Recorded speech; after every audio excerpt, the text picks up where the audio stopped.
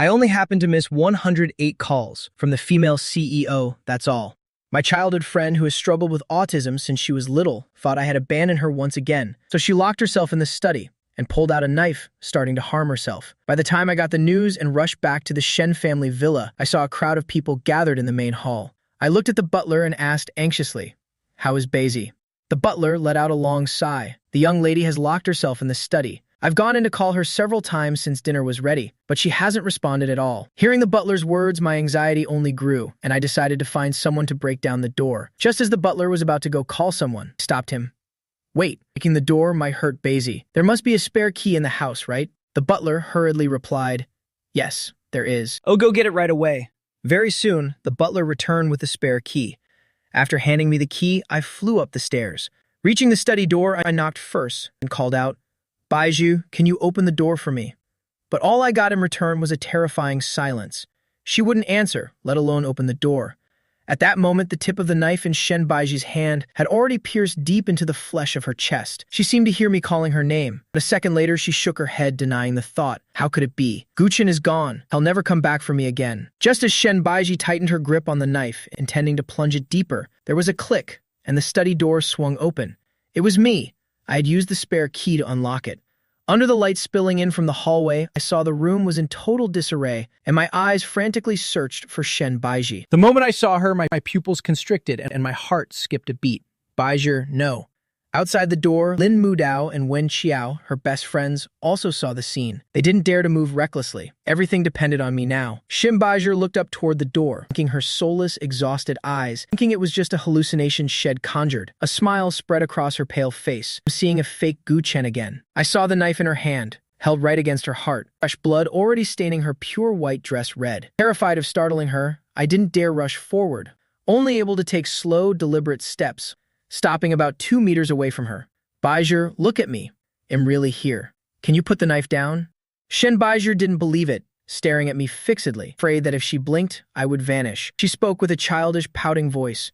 "Gu Chen doesn't want me anymore." Looking at Shen Baiji like this, my heart broke into a million pieces. "Baiji, I would never abandon you. See, I'm standing right here, aren't I?" Seeing her expression waver slightly, I continued, "I miss you so much. Can you give me a hug?" Beiji's eyes were glued to mine, her heart in a violent struggle. She was so scared, afraid that everything before her was just a dream. Once she was certain it wasn't a dream, Shen Baiji looked down at the knife in her hand, then pulled it away and tossed it aside. Seeing her finally let go of the knife, I immediately rushed forward and pulled her into a tight hug. Shen Baiji started to reach out to hug me back, but when she saw her hands covered in blood, she stopped. "My hands are so dirty. Can you wait for me to wash them, Oppa?" I kept holding her tightly, refusing to let go. "It's okay. It's not dirty. Not at all." I didn't dare let go. I feared that the moment I loosened my grip, Baiji would do something foolish again. Perhaps because she could feel that I was truly right there with her. Shen Baiji's spirit finally began to relax. A second later, she couldn't hold on anymore and fainted. I held her, shaking her gently, calling out frantically, "Baiji, wake up." Lin Mudao and Wen Xiao, who were waiting at the door, heard my shouting and rushed inside immediately. As a doctor, Lin Mudao quickly opened her medical kit, meticulously checking Baiji's condition. I stood right by her side, not taking my eyes off her for even a second, not taking my in a lot of pain when she wakes. Hearing my barrage of questions, Lin Mudao was a bit surprised by my excessive concern for her. She had always thought that between Baiji and me, it was only Baiji who was hopelessly in love, while I was always trying to avoid her. But seeing this today, it seems that wasn't the case. Lin Mudao looked at me and replied, "The wound on her hand is fine, but the one on her chest is quite deep. Just let her sleep. She should wake up by tomorrow." I looked at her peaceful sleeping face and nodded. Lin Mudao left her phone number with, "Call me anytime if something happens." I tucked Baiji in, took her uninjured hand, and just sat by the bed, watching her in silence. Her eyes were tightly shut, and her pale lips were devoid of color. Her skin was naturally making her look even more like a fragile porcelain doll. I held her hand and whispered, "Please wake up soon. Can you talk to me for a..." Everything was fine during the... How did it suddenly turn into this? Shen Baiji remained in a deep sleep, not responding. I remembered my past life. Baiju had been like this too, lying beside me with her eyes closed, never reacting no matter how much I called her. My heart tightened, aching as if cut by a knife. Before I knew it, I had fallen asleep by the bedside. In the middle of the night, through my daze, I heard someone calling my name. My mind instantly became alert, and I quickly got up to check on Baiju. She was drenched in sweat, her face abnormally flushed. Her brows were knitted tightly, and she kept muttering, Gu Chen, please don't go. Shen Baiju seemed incredibly restless, so I hurriedly soothed her. I'm not going anywhere. I'm right here with you. As I spoke, I helped wipe away her sweat. I put my hand to her forehead to check her temperature. Sure enough, she had a fever. I took a thermometer to measure Baiju's fever, and it showed 39.5 degrees. I grabbed the medicine Lin Mudao had left on the nightstand, gently parted her lips, and placed the pill inside. Then I picked up the glass of water nearby to help her drink so she could swallow the medicine. Trouble was, Baiju kept frowning this time. No matter how I coaxed her, she refused to open her mouth. The pill was still in her mouth, not going down, and the water couldn't get in either. The situation made me panic, so I took a large gulp of water, lifted Baiju's face, and pressed my lips to hers to feed her the water. My lips and her soft, rosy lips were pressed firmly together. In her feverish days, Baiju seemed to have found a cool spring. She bit my lip and began to suck hard. Perhaps because she used too much force, a small piece of my lip got torn. Thankfully, she eventually let go. Feeling her swallow, I finally breathed a sigh of relief.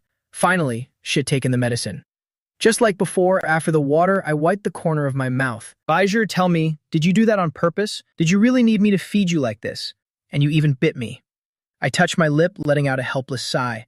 Forget being bitten. But poor me, my first kiss is just gone like that. I intentionally put on a fierce face to threaten her. Just wait until you wake up. See how I'll settle this score with you. Tucking her back in carefully, I went to bring a basin of warm water to wipe her down. She was sweating a lot from the high fever, and since she's always been so neat, leaving her like that would surely keep her from sleeping well. Afraid of touching her wound, I was extremely careful throughout the entire process. I stayed by the bedside watching over Baiju, checking her temperature every now and then. Until dawn broke, I don't know how many times I'd checked, but Baiju's temperature finally returned to normal. The nerves that were as tight as violin strings finally relaxed. Seeing my eyelids starting to get heavy, there was no way I could hold on any longer. I rested my head on her arm and drifted off. Shen Baiju woke up to find her arm feeling heavy, as if something was weighing it down. Glancing over, she saw me sound asleep beside her. My mouth would smack occasionally. I must have been dreaming about something delicious. Touched by this adorable sight, a smile played on Baiju's lips as she watched me. Sleeping like this certainly couldn't be comfortable, so she gently withdrew her arm and carefully helped me lie down on the bed. Having stayed up all night, I was truly exhausted and desperately sleepy, so I didn't realize at all that I'd been placed on the bed, nor was there any sign I would wake up. Shen Baiju lay back down beside me, turning on her side to watch me sleep. Her eyes were half closed, and her hand gently caressed my cheek. Her voice filled with heartache. It's all my fault for making Gu Chen suffer like this. Suddenly, she noticed the tear on my lip, the wound already starting to scab over. Shen Baiju lightly touched my lip. It's hurt. Did Gu Chen Oppa bite himself? I felt a steady gaze fixed upon me, so I slowly opened my eyes. As soon as I did, I saw Baiju looking at me with deep affection. After staring at each other dazed for a while, I snapped to and scrambled up to sit properly on the bed. I looked at her excitedly. Baiju, you're awake? How long have you been up? Why didn't you wake me? Shen Baiju gave a soft smile. I just woke up too. I asked, a bit puzzled. Why am I lying on the bed? Shen Baiju blinked innocently. I pulled you up just now. I scratched my head sheepishly. I was out so cold I didn't feel a thing. Wait, did you say you pulled me up? Shen Baiju nodded truthfully. That's right. Is something wrong, Appa? I told you that you're still injured. How could you use your strength like that? As I spoke, I moved to lift Baiju's shirt to check if her wound had reopened. What if it started bleeding again? Shen Baiju held my hand, preventing me from lifting her shirt. It's okay. I know my own limits. But if I don't see it with my own eyes, I can't be at peace. I have to take a look. Seeing my firm attitude, Baiju had no choice but to lift her shirt herself for me to see. I leaned in close to meticulously inspect the wound, and seeing no sign of fresh bleeding, I finally breathed a real sigh of relief. Because the distance was so close, Baiju could feel my breath against her skin, and her ears turned slightly red. She shyly cleared her throat, then pulled her shirt back down to cover herself. Are you at ease now? I smiled and said, Baiju, you must be hungry, right? Wait a moment. I'll go downstairs and find you some food. Don't. Baiju didn't want me to leave her sight, not even for a second, so she held onto my hand tightly to keep me from leaving. I smiled helplessly. Be good. I'll be right back. Baiju has always been completely swayed by my coaxing, being totally under its spell, so she obediently nodded and let go of my hand. I had just reached the door and was about to open it when I heard a knock. Opening it, I saw Lin Mudao and Wen Qiao, who were asking how Baiju was doing. I stepped aside and invited them in. She's awake, and going downstairs to find her something to eat. Lin Mudao changed Baiju's dressing and carefully advised, the wound mustn't touch water and don't exert yourself. Shen Baiji nodded, whispered a soft thank you, and said nothing more. Lin Mudao was used to this personality. Seeing she was fine, she smiled. Then I'll head home first. Just then I arrived at the door carrying porridge and saw Lin Mudao was about to leave. I nodded to her in greeting. Seeing Lin Mudao leave, Wen Xiao thought she shouldn't stay and be a third wheel, so she hurriedly said, Baizhi Uni, please rest well. I'll be going too. With that, she dashed out of the room as if escaping. I watched curiously as Wen Xiao practically flew away, then walked over to Baizhi's bed, asking her, Why is your assistant running so fast? Shen Baizhi suppressed a smile, answering seriously, She's probably in a hurry for work. I walked over with the bowl of porridge, sat down on the chair, scooped a spoonful and blew on it gently, then held it out to Baizhi. Open wide. Baizhi was a bit shy about me taking care of her so devotedly and tried to take the bowl. I can do it myself. I frowned slightly. But your hand is hurt.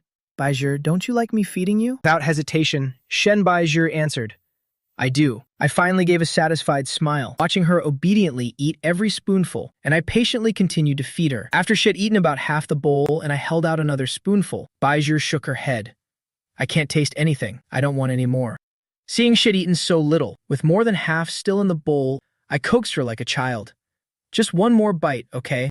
Baizhi is the best girl, right? Shen Baizhi actually listened and tried to eat one more bite. I knew she'd just gotten over a fever, and her body was still exhausted, so she surely had no appetite, and I didn't push her further. As for me, after a busy night, I was starving, so I just took the remaining porridge and shoveled large spoonfuls into my own mouth.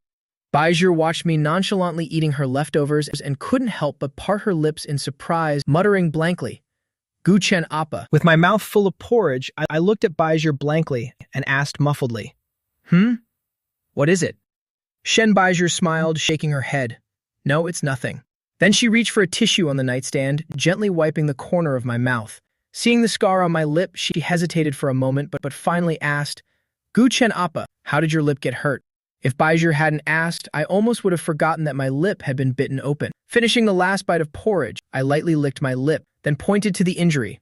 Ah, you mean this? Shen Baizhi nodded. I pretended to think for a moment, then gave Baizhi a very firm, serious answer. Well, it was bitten by a puppy. Shen Baizhi didn't believe it, watching my expression closely. Where would a puppy? A stray dog on the street bit me. After saying that, I prepared to bolt because if I didn't run, questioning me, I wouldn't know how to keep up the lie. But Baizhi wasn't about to give me a chance to escape. Just as I started to get up, I was grabbed by Baizhi, pulled back in one motion until I fell into her lap. Baizhi looked down at me and asked, Trying to run? I gave a forced laugh, denying it vigorously. No way, no way. I'm just so hungry. I was going to find more food. Baizhi looked suspicious. Really? I nodded frantically like a chick pecking grain. Really. Shen Baizhi picked up her phone. And I'll call someone to bring up another serving. I held her hand to stop her from calling. Never mind. Baizhi put the phone down, her lips curling into a smile. Gu Chen Appa, confess now what really happened to your lip. In truth, Baizhi had already vaguely guessed that she was the culprit, because even in her feverish state, she had a faint memory of biting down on something. It's just that the memory wasn't clear, so she was determined to keep asking, wanting confirmation from me. I knew it. Baizhi wouldn't let me off so easily, so I switched to another excuse. Actually, last night I was so focused on eating a chicken leg that I accidentally bit myself. Afraid she still wouldn't believe it. My voice grew softer and softer. Shen Baizhi raised an eyebrow, hearing this reason. Sounded more plausible than being bitten by a stray dog. Seeing that I was determined not to tell the truth, Baizhi didn't press the matter further. She let me go so I could sit up properly. I sat up while smoothing back my hair, even giving a smug huff. I'm never telling you. When I looked at Baizhi's wound, my expression suddenly darkened, becoming more serious than ever before. I asked her why she was so foolish as to harm herself, and if she knew how dangerous that was. Shen Baizhi could only lower her head in silence. I didn't keep pressing for a reason, but sat down beside her, letting her rest her head on my shoulder. I said gently, Baizhi, promise me. From now on, you're not allowed to do anything to harm yourself anymore, okay? Shen Baizhi tilted her head to see my serious face and gave a small nod in agreement. I glanced at her and continued my instructions. Since you promised, you must keep it. Baizhi murmured, Gu Chen Oppa, as long as you don't leave me or reject me, I'll listen to whatever you say. Baizhi only dared to keep these words hidden in her heart, not letting me find out. Soon, sleepiness washed over me again, and I let out a long yawn until my eyes watered. Seeing this, Baizhi said, Lay down and sleep a bit more. I replied with half-closed eyes, Then you have to sleep with me. Shen Baiji nodded slightly, so both of us lay down on the bed. At first, there was still a small distance between us. But moments later, Beiju closed her eyes and began to inch toward me, as if searching for the most comfortable position. In my daze, even while asleep, I didn't forget to tell myself to avoid hitting the wound on her chest. My hand reached Beiju's waist, and I held her like that as I fell into a deep sleep. When I was by her side, Shen Beiji was surely the happiest person in the world. Being held by me, combined with her exhaustion, meant she quickly drifted off too. We both slept for a very long time. It wasn't until nearly sunset that Beiji woke up first. Both of us were still locked in a tight embrace. Seeing that I was still sound asleep, Beiji just quietly watched me. Suddenly, Beiji's bedroom door was swung open with a click by an uninvited guest. Shen Yi, Beiji's mother, spoke as soon as she opened the door. "Beiji, my child, are you okay?" Hearing that voice and familiar address, she knew it couldn't be anyone but her mother. Beiju didn't even bother answering her mother, only using her eyes to signal Shen Yi to keep quiet. Shen Yi was stunned into silence by the sight before her eyes. Was there a boy sleeping in her daughter's bed? She never mentioned liking anyone before, did she? How did Beiju end up with a boyfriend? Just while we were away on a trip. If Beiju knew what her mother was thinking, she would probably explode and jump out of her skin. It's as if she used to like girls before. Of course, she's always liked boys. To be more precise, she only likes Gu Chen Appa. Shen Yi stood dazed at the door, not knowing whether she should enter or leave. Fortunately, her dear husband was right beside her. Shen Changfeng was strolling behind her and had just arrived. Seeing his wife standing rooted at the door without going in, he patted her shoulder, about to ask what was wrong, when Mrs. Shen turned around and dragged him away. Before leaving, she very considerately and gently closed the door for Beiju. Shen Chang Feng hadn't even had time to see inside the room. Before being hauled away by his wife, Mr. Shen asked, puzzled, "Dear, we're at the door already. Why not go in and see our daughter?" The couple had just landed from their trip, and hearing Beiju was hurt, they were sick with worry. Even knowing things were stable and she was out of danger, they still had to rush here to see for themselves to be at peace. That's why they flew straight to Baiju's villa. It's true that if they hadn't come, nothing would have happened. But having come, they got quite a shock. Shen Yi pulled Shen Changfeng downstairs. They went to the sofa in the living room and sat down. Then she spoke in a mysterious tone, saying, "I just saw a boy on our daughter's bed." Shen Changfeng sighed. "Is he not just a kid? I thought it was."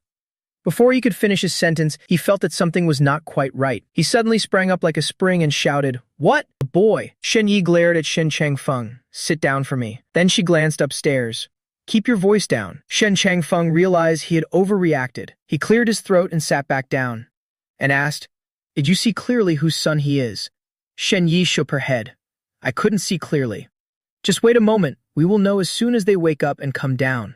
Shen Yi said to Shen Changfeng with some excitement, "Hubby, at first I was worried that our daughter didn't like men. She is already 24 years old. Before, if any boy touched her even a little, she would be disgusted to death. Now I can finally rest easy." Shen Changfeng, on the other hand, had never worried about this. He knew. Shen Beiji just hadn't met someone she truly liked yet. In Shen Beiji's room, I was woken up by the noise and only slept for a short while. I rubbed my eyes and asked Shen Beiji, "Did someone come in just now?" Shen Beiji nodded. "Did I wake you up?" Gu Chen Appa. "No, I've had enough sleep. Have you been awake for long?" "No, I also just woke up a moment ago." "Who came here?" Shen Beiji replied, "My parents." My face looked as if it had been struck by lightning. "You mean your parents are here?" Shen Beiji nodded. I spoke up a bit nervously. "So, our uncle and auntie currently at..." Shen Beiji smiled softly. "They are downstairs." She didn't even have to think to know. Her parents would definitely wait for them to wake up before going downstairs. But with her parents' personalities, if they didn't see Gu Chen in person today, those two wouldn't be willing to leave. So they saw you and me. I was so scared that I started stuttering. Shen Beiji looked at my reaction with amusement. "My parents are very easygoing. Don't be afraid." I forced a smile that looked worse than crying. "And not afraid, I'm just a bit nervous. Yes, just nervous. It's all your fault. Why didn't you wake me up earlier?" "It's okay. If Gu Chen Appa doesn't want to meet them, I'll just tell them to go home first. I'll introduce you to my parents later when there's another chance. They will definitely like you very much." I felt that it would be too impolite, so I didn't agree with Shen Beiji's suggestion. How could that be okay? "Get up, let's wash up and go downstairs quickly. Uncle and auntie have been waiting for a long time." Shen Beiji replied, "Yes. Just take your time. There's no rush." I quickly hopped off the bed, put on slippers, and rushed straight to the bathroom. After running 2 steps, I returned to Shen Beiji's side.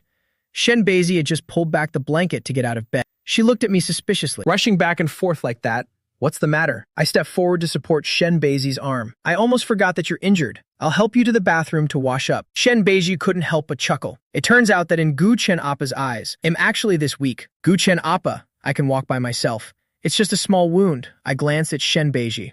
How can you say it's small when the wound is that deep? Besides, your face is so pale. You look like a willow leaf in the wind. You're clearly very weak. What if you fall down? Shen Beiji's gaze looked at the hand supporting her arm. Corners of her mouth curled up slightly. Gu Chen Appa, I'm not that weak. If you don't believe me, you can test it. I supported Shen Beiji, carefully taking step by step forward, and blurted out, test how? Shen Beiji looked at my innocent expression. The desire to possess me in her heart was almost uncontrollable. How to test? By tossing and turning in bed until we're exhausted, to the point of not being able to get out of bed the next day, using actions to let him know whether she is weak or not. The deviant thought only lasted a second, before Shen Beiji quickly hid it away. She cleared her throat and said, it's nothing. The two of them quickly finished washing up. I continued to support Shen Beiji downstairs as before. The further we went, the more nervous I felt. My hand gripping Shen Beiji's arm also grew tighter. Combined from my previous life and this one, I still haven't officially met Shen Beiji's parents. At this moment, it was hard to avoid feeling restless, especially meeting under these circumstances. I didn't know what would happen in a moment. Shen Beiji sensed my insecurity. Her small hand slipped into mine, interlacing our fingers tightly. It's okay, don't be afraid. Then she led me downstairs, walking toward her parents sitting in the living room. Shen Beiji's parents had seen them early on. Their eyes were glued to every step the two took, looking at the hands held tightly together. Shen Yi was overjoyed both inside and out. She couldn't help but keep staring. I looked over at Shen Changfeng. From the bottom of my heart, I felt that he was truly handsome. Both dashing and elegant. Time seemed to have left no traces on him. As we walked, I whispered to Shen Beiji, he is so handsome. Shen Beiji replied, you are even more handsome. My face turned bright red. Does this woman have to be so direct when giving compliments? The two approached them. Gu Chen noticed Shen Yi's gaze and felt a bit embarrassed, wanting to let go of Shen Beiji's hand. But Shen Beiji refused to let go, even gripping it tighter. Shen Beiji introduced him to Shen Yi and Shen Changfeng. Mom, Dad, this is Gu Chen. I smiled and nodded in greeting. Hello, Uncle. Hello, Auntie. Shen Yi and Shen Changfeng both smiled and nodded. Shen Changfeng was the first to speak. The Gu family? Is it Gu? First to speak. The Gu family? Is it Gu Zhongtian's family? I was about to answer when Shen Beiji didn't give me the chance. She hurried to answer her father first. Yes, it is. I know that might not be close in the business world, but it's normal for them to be acquainted. Shen Beiji's father knew my father's name. Shen Yi looked at her daughter's behavior, as if she were afraid this golden son-in-law would run away. She reached out her hand and smiled at me. Young Master Gu, right? Come quickly and sit next to me. I nodded and smiled back at Shen Yi. You can just call me Gu Chen, Auntie. Then I gently nudged Shen Beiji's hand, hinting for her to let go of my hand. But Shen Beiji still refused to let go. She led me to Shen Yi's side, letting me sit next to Shen Yi. Then she sat down next to me. As soon as the two sat down, Shen Yi immediately grabbed my hand, pulling the hand Shen Beiji was holding toward herself. She was overjoyed and said to me, Gu Chen, the moment I saw you, I like you very much. You're truly handsome. It would be so wonderful if I had a son like you. Shen Beiji, hearing her mother say this, feared she would adopt Gu Chen as a son in the next second. She didn't need a brother. She wanted a husband. Feeling anxious, she quickly called out, Mom, to stop her mother from saying weird things. How could Shen Yi not understand her daughter's intention? She smiled and ignored Shen Beiji, continuing to say to me, too bad I gave birth to this daughter instead. Her voice was full of mock disdain. Hearing Shen Yi say that, I burst out laughing, losing all the nervousness I had at the beginning. It turns out Shen Baiji's mother is so adorable. I looked at Shen Baiji sitting next to me and said, Aunt Baiji is very good. Shen Baiji, hearing me say this, secretly smiled with happiness by my side. Shen Yi spoke up. As long as Gu Chen thinks she's good, that's enough. If this stinky brat makes you unhappy, just tell me. Her father and I will discipline her for you. Shen Baiji pretended to be pitiful and said to me, already my parents have taken your side. They don't pity me, the patient, at all. That's not true. Uncle and Auntie love you the most. Shen Baiji suddenly changed her tone. Then does Gu Chen Appa love me? I was stunned for a moment, somewhat confused about how to answer. Shen Baiji suddenly asked me this in broad daylight, and right in front of her parents too. My embarrassment in Shen Baiji's eyes was misunderstood by her as hesitation. She had never had any confidence regarding me before. She didn't believe she could have my feelings. A flash of disappointment crossed her eyes. She herself didn't understand why she had suddenly asked that question. It just slipped out in the moment, not wanting to make things difficult for me. She tried to act casual. I was just asking randomly. Shen Yi and Shen Changfeng sitting nearby saw everything. Daughter, Gu Chen definitely likes you. What is going on here? He saw that you were injured and spent so much time taking care of you, and you still can't tell if he likes you. Never mind, let's leave the young people's matters for them to figure out. Sometimes going through a few more obstacles will help them cherish each other more. Shen Changfeng finally turned his attention to Shen Beiji's health, asking Shen Beiji, "How are you feeling now?" "I feel much better. Don't worry, Dad." Shen Changfeng instructed, "Rest well over the next few days. Your health is the most important thing. Put the company work aside for now." Shen Yi spoke up, "That's right. If there's anything urgent, just give it to your father to do. You just focus on healing." Shen Changfeng was unhappy to hear that. He wanted to spend time with his wife. How could he let work tie him down? His daughter had finally grown up with great difficulty, and the company had already been handed over to Shen Beiji. He didn't want any more entanglements. Besides, everyone knew Shen Beiji's capabilities full well. Shen Changfeng was just about to protest when he met Shen Yi's gaze, which seemed to say, "If you dare argue, you're dead meat." So if he could only reluctantly reply, "Yes, right? Right?" I never expected in a million years that Shen Beiji's father would be this henpecked. I couldn't help but laugh secretly in my heart. I really love this kind of warm family atmosphere. At this time, Uncle Wang came over to announce that dinner was ready, inviting everyone to the table. Shen Yu pulled me over to eat.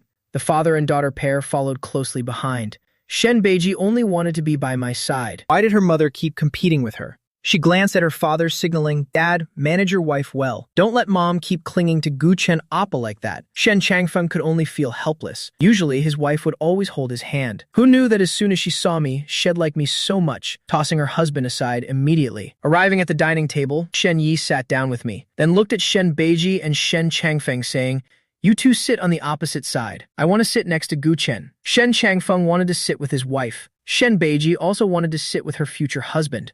Well, although he's not her official husband yet, she also wanted to sit next to Gu Chen Appa. She said to Shen Yi, "Mom, sit with Dad."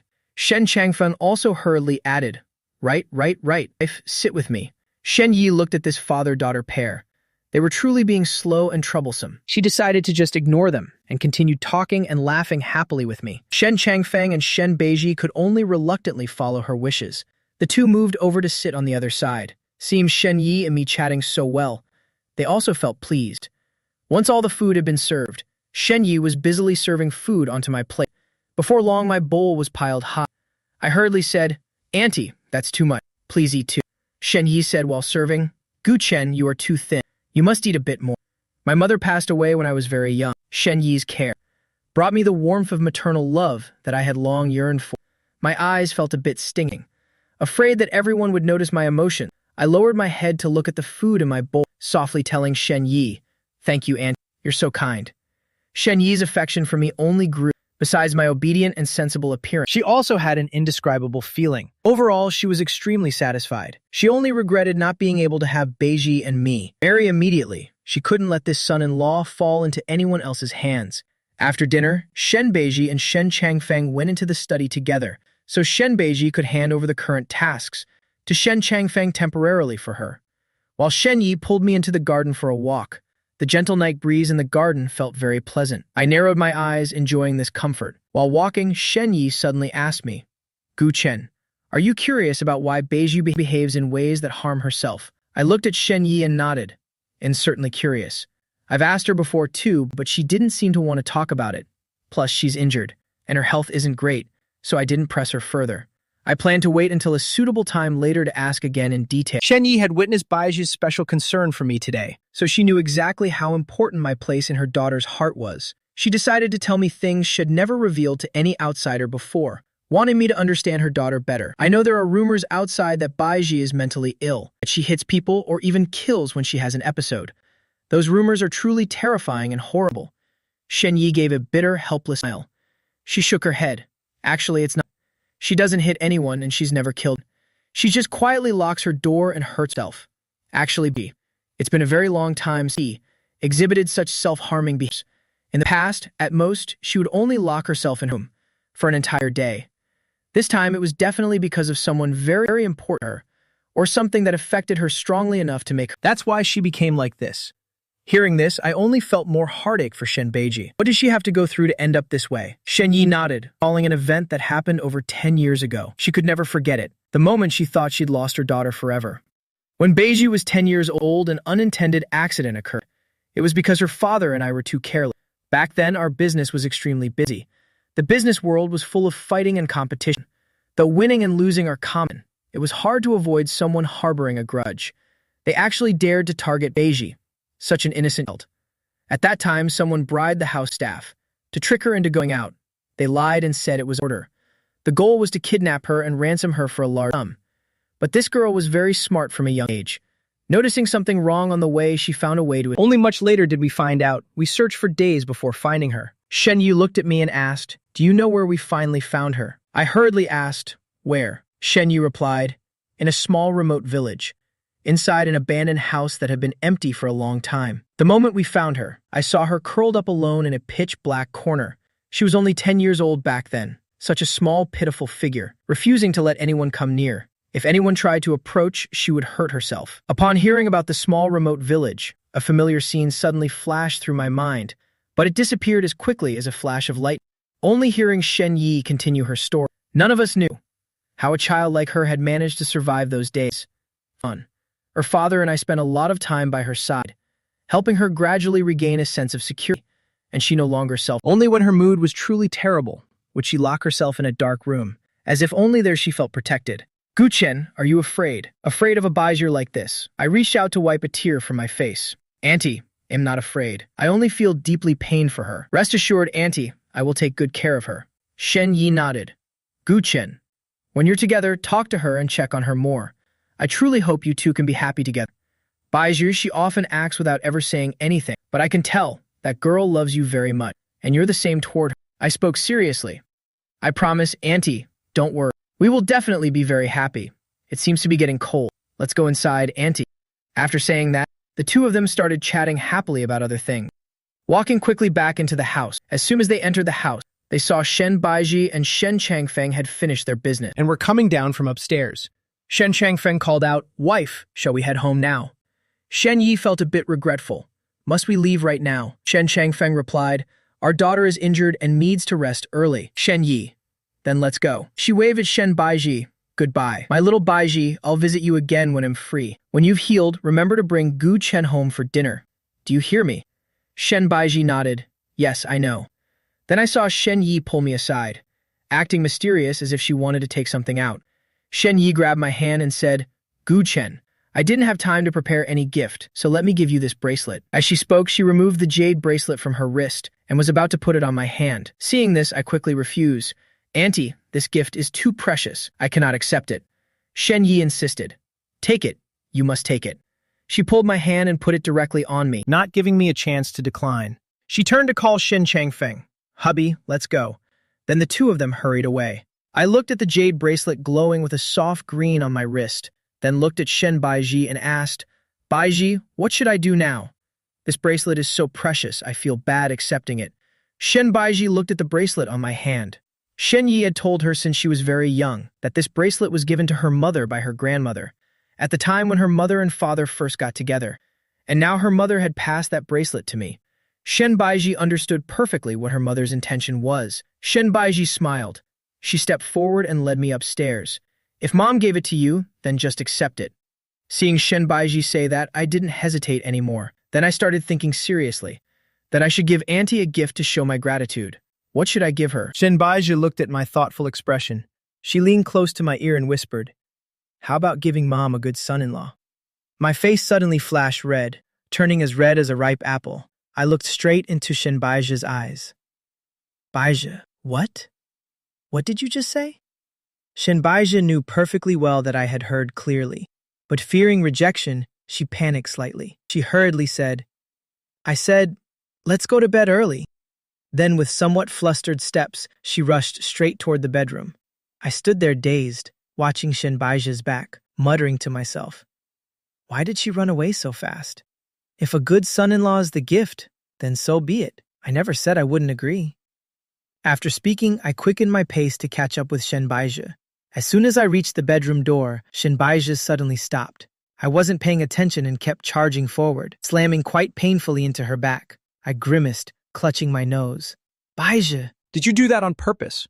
Shenbaizhi saw my expression and anxiously pulled my hand away. Chen Oppa, I'm sorry. I didn't mean to. Does it hurt a lot? Let me see. Seeing her frantic expression, I suddenly burst out laughing. It's okay. Luckily, my nose isn't that easily broken. Otherwise, Beiji, you'd better prepare money for compensation. Shenbaizhi saw that I was still in the mood to joke, so she knew for sure I was fine.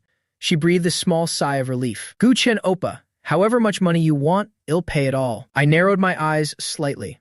Really? Shenbaizhi nodded instantly, very serious. I'm serious. I suddenly pulled Shenbaizhi into my arms, holding her waist tightly with both hands, then chuckled and asked, then how about compensating me with yourself? Shenbaizhi's whole body suddenly froze. Her face was full of shock. She looked up at me. Chen Oppa, are you being serious? Chen nodded firmly. Of course I'm serious. Why were you running so fast just now? I thought it over very carefully. I think what you said was right. Shenbaizhi was still dazed and didn't understand yet. Chen Oppa is talking about. I smiled. About the gift for Auntie. I really couldn't think of a better gift for her. I think your idea is wonderful. Shenbaizhi was stunned by this sudden wave of happiness. For a moment she could only stand there in a daze, not knowing how she should react. I held Shenbaizhi in my arms and rocked her gently. Shenbaizhi, my dear, if I give you a gift, would you be willing to offer yourself to me in return? Shenbaizhi snapped out of it and hugged me tightly, burying her head in my chest. Brother Chen, I am willing. I am willing. Everything I have is yours. Whatever you want, I will give it all to you. I happily embraced her. Shenbaizhi, my dear, I want you to be safe and sound. From now on, you must never let yourself get hurt again. Shenbaizhi tightened her grip on me. I won't, Brother Chen. As long as you are by my side, I will always be okay. Hearing Shenbaizhi say that, I looked down at her. Yesterday, was it because of me that you hurt yourself? Shenbaizhi nodded slightly, then shook her head. It was all my fault, Brother Chen. I'm sorry, I was just so terrified of losing you. I frowned. When I left the company yesterday, everything was fine, wasn't it? What were you thinking that made you so afraid of losing me? Shenbaizhi was like a child now, speaking with a hint of sulkiness. Yesterday, I saw that person calling you. Seeing my serious expression, she hurriedly explained, I didn't mean to snoop. I just wanted to bring the phone to you. When I saw the name in your contacts, I didn't dare touch it anymore. Then I saw that person send you another message. After you read it, you said you had to leave right away, and you didn't want me to take you back, so I thought, maybe you were gone and would never come back. I recalled what happened at her company yesterday, so that's why. When I said I wanted to have dinner with Shenbaizhi before leaving, didn't answer then. If only I had told her about that call. I'm such a fool. Failing to notice Shenbaizhi's unstable mood at that moment, even rushing off immediately after checking the message. If I had been a bit more observant then, I might have seen how heartbroken she was, and Shenbaizhi wouldn't have hurt herself, enduring such terrible pain. I cried out in heartache. You silly girl, how could that ever happen? I'm going to cling to you for the rest of my life. I'm very high maintenance. Shenbaizhi, you'll have to make a lot of money to support me. In my heart, I made a silent vow. I must give Shenbaizhi a greater sense of security and care for her even more, so she never has to fear being abandoned again. Shenbaizhi nodded. Yes, I will definitely make lots of money to raise my brother Chen to be healthy and pampered. I pouted as if in disagreement. I don't want that. If I get fat, I won't be handsome anymore. By then, I'm sure you won't like me anymore. Shenbaizhi held me tight. Never. Brother Chen, I will love you no matter what you look like. I suddenly felt very curious in my memory with Shenbaizhi. There wasn't much connection in either my past or present life. Every encounter after my rebirth was initiated by me. I often worried that the current Shenbaizhi might not love me. So when did she start liking me? I asked aloud, Shenbaizhi, when did you start liking me? Shenbaizhi's gaze suddenly turned distant. She recalled the image of Chen as a child, that soft and adorable look he had. She smiled. Since a very, very long time ago. I frowned slightly. A very long time ago. You've known me since then, but I don't remember any of it. Shenbaizhi gave a soft laugh. It's enough that I remember. I suddenly yawned. Seeing this, Shenbaizhi asked, Are you sleepy? I nodded. A little bit. In her heart, Shenbaizhi really wanted to sleep with me. Where I was concerned, she never had any self-control. She was afraid she'd get too excited and lose control today. Brother Chen had just agreed to be with her. If she did something impulsive and scared him off, it would be too late for regrets. To be safe, it was better to sleep separately. She held me, intending to head out, forcing herself to let me sleep in the room next door. "Let me take you to your room. Take a bath and get some sleep early," I asked blankly. "Oh, we're not sleeping together?" I grabbed Shenbeiji's hand and sat flat on the floor. "I don't want to. I absolutely have to sleep here." Shenbeiji laughed helplessly. "All right then, Brother Guchen can sleep here. Go take a bath now." I didn't expect Shenbeiji to agree so quickly, so I happily jumped up and dashed off to bathe first. Shenbeiji watched me enter the bathroom. Hearing the sound of running water from within, her mind suddenly began to run wild with imagination. Feeling she couldn't stay there a moment longer, she turned and left for the room next door. I finished bathing very quickly, intending to tell Shenbeiji it was her turn, drying my hair as I walked. I glanced around the room, but she was nowhere to be found. I frowned slightly. Where did she go? Could she have gone to sleep in the other room? I opened the door and went to knock on the next door. "Shenbeiji, open the door for me." After waiting a while with no answer, I tried the handle. It wasn't locked. Lucky me. I stealthily opened the door, peeking inside and looking around. Still no sign of Shenbeiji. Going further in, I heard water running in the bathroom. Turns out she came to this room to bathe, but her wound shouldn't touch water. Something like this will surely get it all wet. I sat on the bed, waiting for Shenbeiji to finish so I could change her bandage. After waiting a long time and she still hadn't come out, I started to worry. Why isn't she done yet? I walked to the bathroom door. Just as I was about to knock, Shenbeiji opened the door and stepped out. Seeing that Shenbeiji was finally finished, I breathed a sigh of relief and called softly, "Shenbeiji." My eyes unconsciously began to travel slowly over her body, from her face to her neck and sliding further down. I only saw Shenbeiji only had a bath towel loosely wrapped around her. Droplets of water from her bath still hadn't been dried. Playful droplets rolled down from her chest, passing through that deep cleavage before gradually disappearing. No matter how many years I had lived, I had never witnessed such a sultry sight. I stared at Shenbeiji's body, hardly daring to blink, thinking to myself, this woman's figure is just too perfect. That waist, those hips. My hands suddenly felt itchy, wanting to reach out and touch. Shenbeiji, having just opened the door, saw me gazing at her without looking away and felt a bit amused. It seems Brother Guchen is quite satisfied with my figure. She leaned in close to me, whispering seductively, "If Brother Guchen wants to touch me, it's not impossible, you know."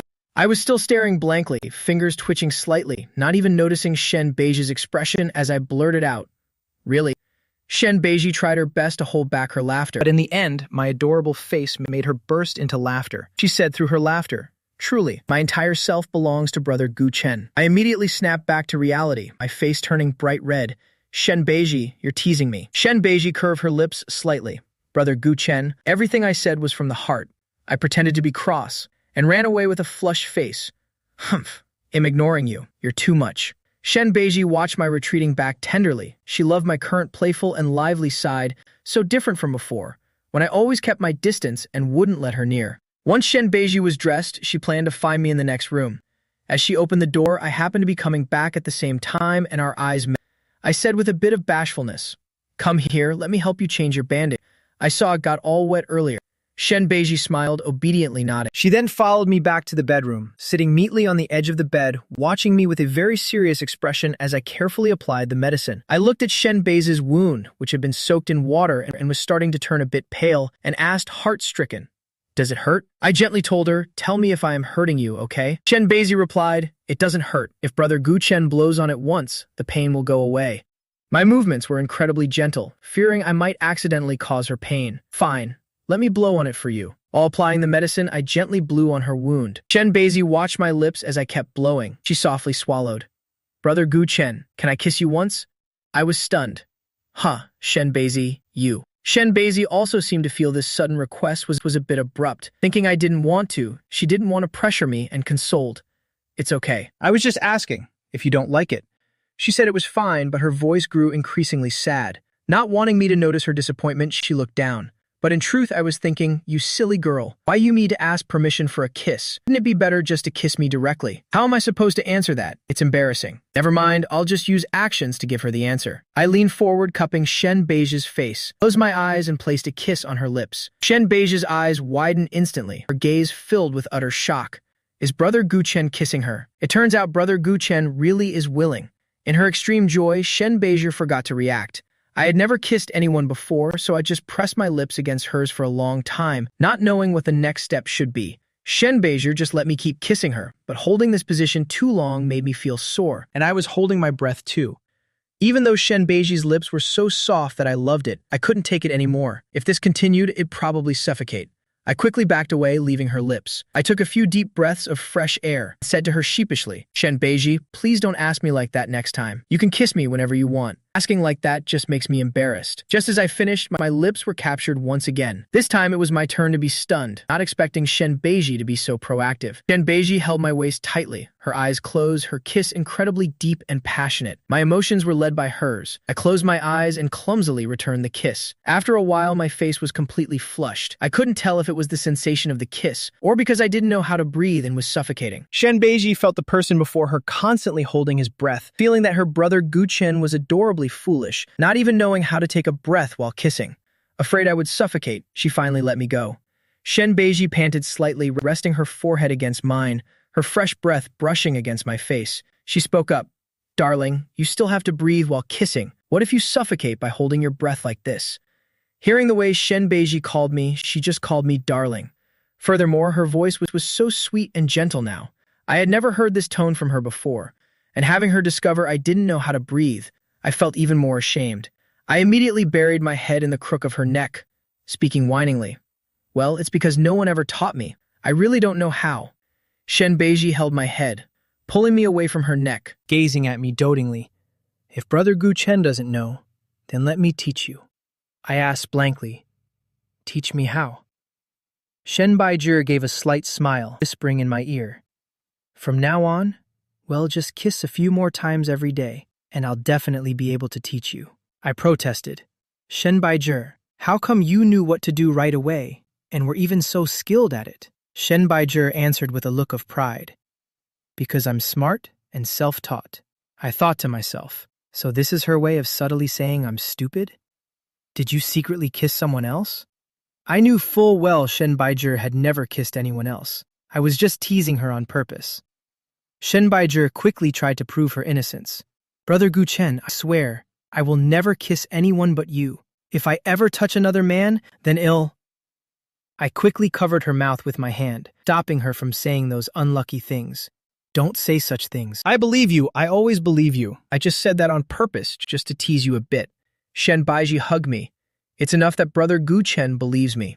I leaned my head against Shen Beijing while she wrapped her arms around me. The two of us stayed in that position. A moment later, fearing that if Shen Beijing held me for too long, her wound would hurt, I stood up. Drowsy with sleep, I said, "I'm so sleepy. Shen Beijing, let's go to sleep." Shen Beijing was a bit reluctant to let go, feeling she could just keep holding me like this forever.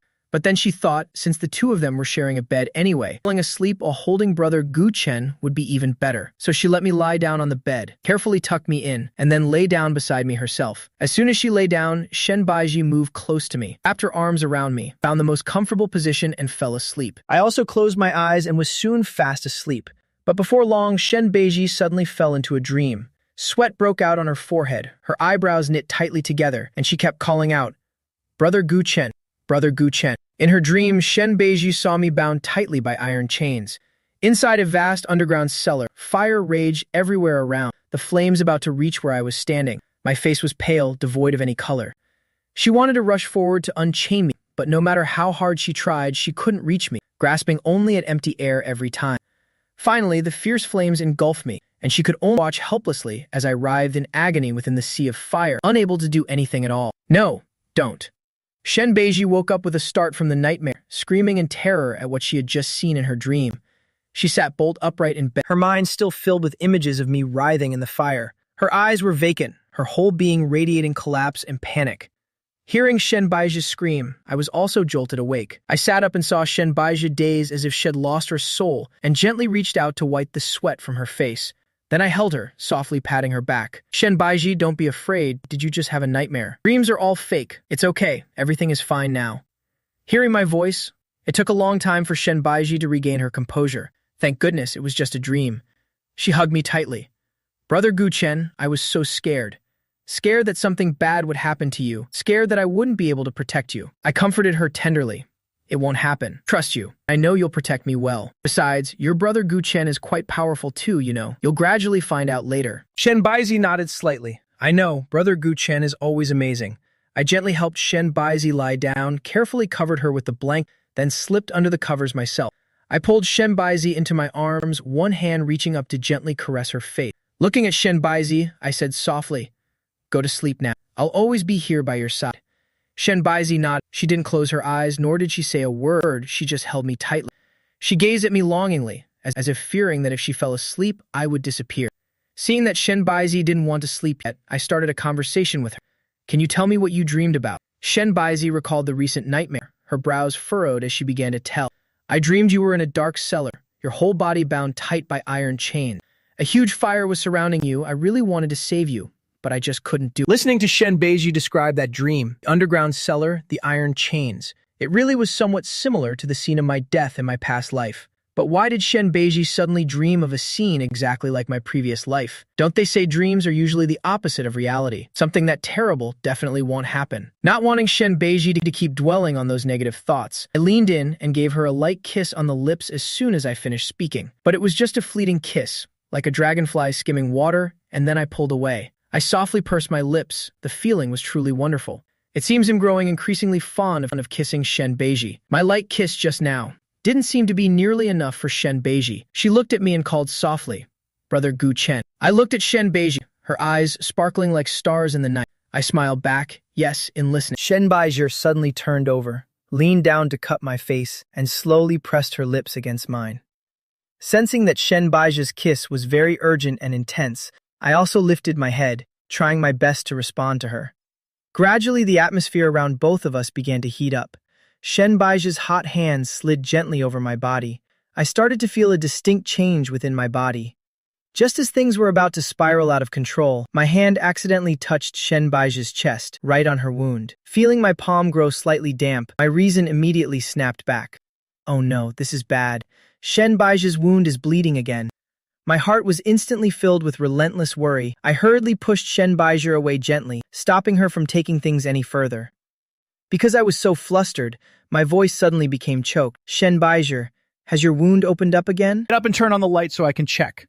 Shen Baizi. One moment her mind was filled with thoughts of me, but upon hearing my voice, which was worried to the point of tears, the next moment she began to silently blame herself for being too impulsive. "Brother Gu Chen, please don't worry, I'm okay." Shen Baizi buried her head in my shoulder, trying to steady her own breathing. After a while, she sat up and reached out to turn on the warm nightlight on the nightstand. I hurriedly checked the condition of Shen Baiji's wound, and sure enough, blood had started to seep from the injury. I scrambled to find my phone. "Let me call Dr. Lin. I'll ask her to come over and check on you." Shen Baizi quickly held my hand. "Brother Gu Chen, there's no need. It's so late. Don't make Lin Mudao come all the way here in the middle of the night. I know my own body. I'm okay. You just need to help me reapply the medicine and bandage it again. Wait for me for a moment then." Saying so, I jumped out of bed to get the first aid kit. I helped Shen Baizi clean her wound, feeling a deep ache just looking at it. In fact, this woman seemed not to feel any pain at all. She didn't let out a single cry of pain. On the contrary, as I finished applying the medicine and was bandaging her, my useless tears couldn't help but fall. Seeing me cry, Shen Baizi suddenly became extremely flustered. She reached out to wipe the tears from my face. "Brother Gu Chen, please don't cry. It really doesn't hurt at all. It just looks a bit scary." I gave a small sniffle. "You're not allowed to be so reckless from now on. How will the wound ever heal if things continue like this?" Shen Baizi smiled tenderly. "Yes, I'll listen to everything you say. Brother, please stop crying. Go to sleep now. If we stay awake like this, the sun will be up soon." I nodded slightly. "All right." So both of us lay down in bed again, holding each other as we drifted into deep sleep. The next morning, I was woken up by the ringing of my phone. Still half asleep, I frowned in annoyance and buried my head deep under the covers, not bothering to see who was calling. Shen Baizi sat up and took my phone, seeing the name Gu Xiang displayed on the screen. Shen Baizi knew Gu Xiang held a very important place in my heart, but she also knew very well what Gu Xiang's true nature was really like. Fearful that saying bad things about him would make me sad, she had kept it all to herself until now. While she was hesitating over whether to tell me that it was a call from Gu Xiang, I asked with my eyes closed, "Who's calling, dear?" Shen Baizi answered me, "It's Gu Xiang." Then she prepared to hand me the phone to answer. But unexpectedly, it seemed I didn't care at all about Gu Xiang calling. I mumbled, "Disturbing me so early, it's so noisy, am not answering." Saying that, I intended to hold Shen Baizi and go back to sleep. However, the person on the other end of the line was determined not to let go, refusing to give me even a chance to rest. A moment later, the phone rang again. It seemed like they wouldn't give up today until I answered. I irritably sat up from the bed. I snatched the phone from Shen Beiji's hand and pressed the answer button. I barked irritably, "Gu Xiang, what on earth are you doing? This better be something important." Gu Xiang heard my impatient tone, but he still said nonchalantly, "Brother, I'm right here at the gate of Shen Beiji's village." I was even more speechless after hearing that. Why on earth is he bothering Beiji and me so early in the morning? What are you doing here? I only heard Gu Xiang say, 2 days ago, you rushed out of the house in such a hurry. It's been so long and you still haven't come home. It took a lot of effort to find out that you were here, brother, and so worried about you. And you tell them to let me in. The people at the gate keep blocking me and won't let me enter. I didn't want to see Gu Xiang, and I certainly didn't want him to see Shen Baizi. Deep down, I knew exactly what he was up to. Gu Xiang says he's worried about me, but in reality, he wants to use this chance to get close to Baizi. Otherwise, he wouldn't have come here so early in the morning, under the guise of caring for me. Looking at Shen Baizi, I curled my lips slightly and said to Gu Xiang on the other end of the line, "I'm busy right now, just go home." I hung up immediately after saying that. I didn't want to hear another word of Gu Xiang's nonsense. Seeing me hang up, Shen Baizi asked, "Did he come to find you?" I nodded. That's right, waking us up so early in the morning. He's so annoying, isn't he, dear? Shen Baizi nodded in total agreement. Anyone brother Gu Chen doesn't like, I can't stand either. I burst out laughing, a hearty laugh, gently poked her beautiful face, and teased, "Baiji, if you acted like this in ancient times, you'd definitely be a foolish tyrant." Shen Baiji smiled, then she threw herself into my arms. She looked up at me and said, "As long as I can be with you, I'm willing to be a foolish tyrant. It's just that brother Gu Chen's looks are too captivating." Looking down at Shen Baiji, I laughed, indeed, a true foolish tyrant. Baiji raised her eyebrows. "Well, if I don't do what a tyrant does, it would be a waste of this title." She gently tilted my chin up, preparing to lean in for a kiss. But instead of landing on my lips, the kiss landed on the back of my hand. I covered my mouth, preventing Baiji from kissing me. No kissing. Baiji's face immediately fell. She frowned at me. She looked at me with a pained expression. She asked, "Why won't you let me kiss you?" I kept my mouth covered. I replied, "Because I haven't even brushed my teeth yet." Baiji didn't know whether to laugh or cry. I don't mind that. Or is brother Gu Chen disgusted because I haven't brushed mine yet? Without hesitation, I shook my head vigorously. No, not at all. Baiji didn't let me finish. One hand swiped away my hand that was covering my mouth.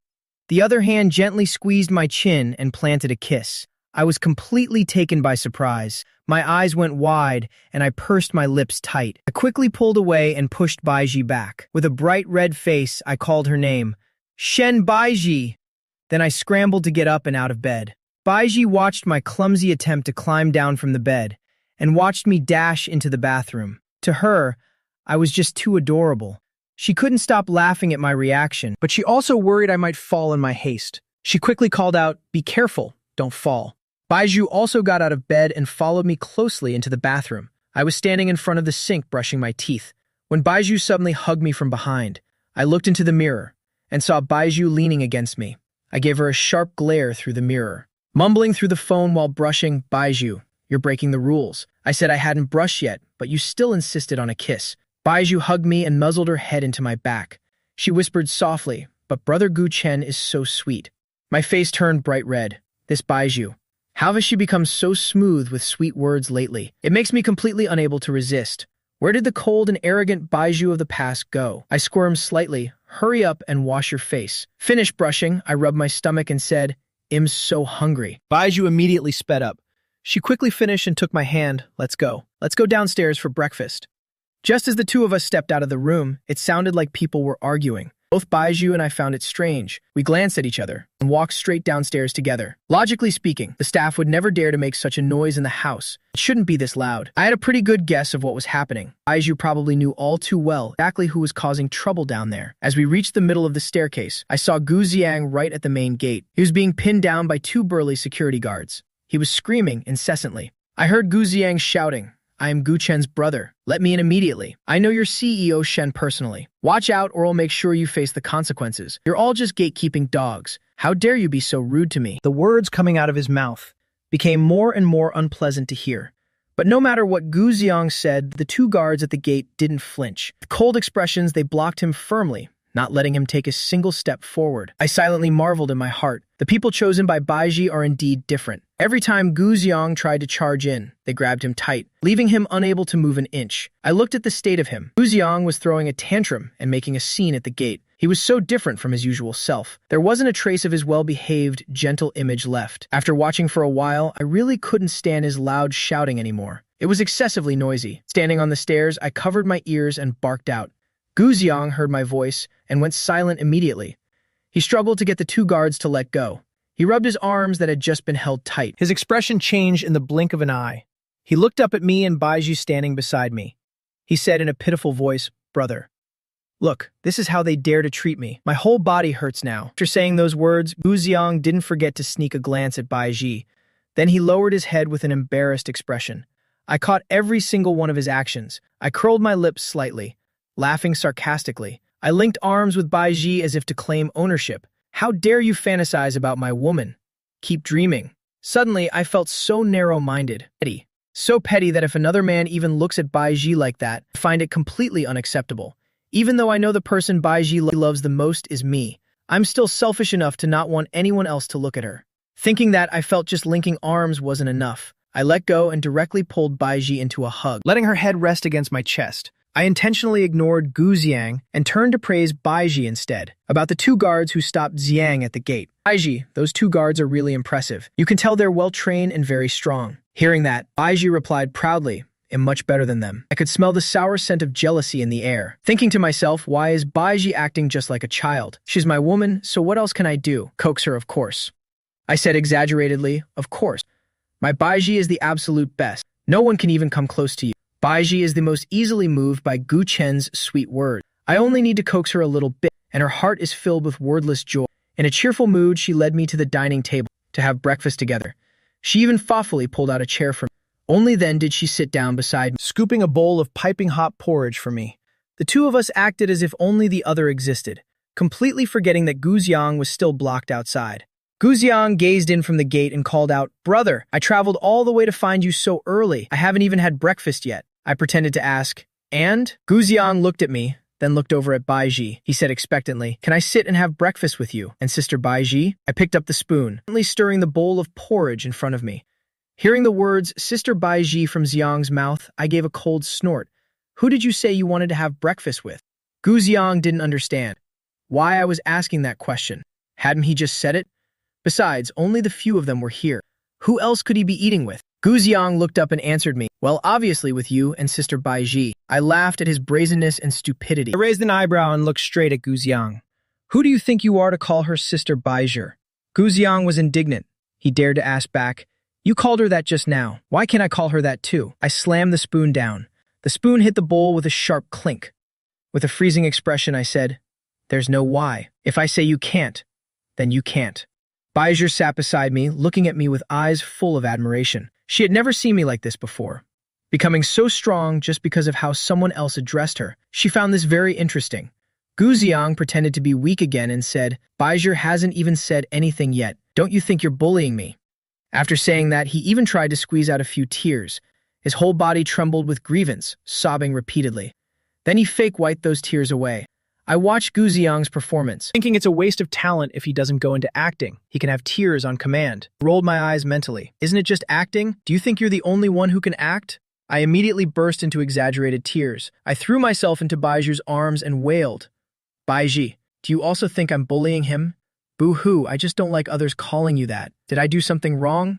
With every sentence, I tried to force out more sobbing sounds. But honestly, faking tears is not easy at all. I couldn't squeeze out a single teardrop. No matter how hard I tried, nothing rolled down my cheeks. Shen Baiji watched Gu Chen making a seam in her arms, not knowing whether to laugh or cry. Well, since he was acting, she would just play along with him. Baiji leaned slightly to let my head peek out a bit, fearing I'd bury my face too deep and suffocate. Seeing there wasn't a single tear on Gu Chen's face, she found it even more amusing. My brother Gu Chen really is a true actor. It's just that his acting skills are a bit problematic. Everything brother Gu Chen does is right. But your brother says you're bullying him.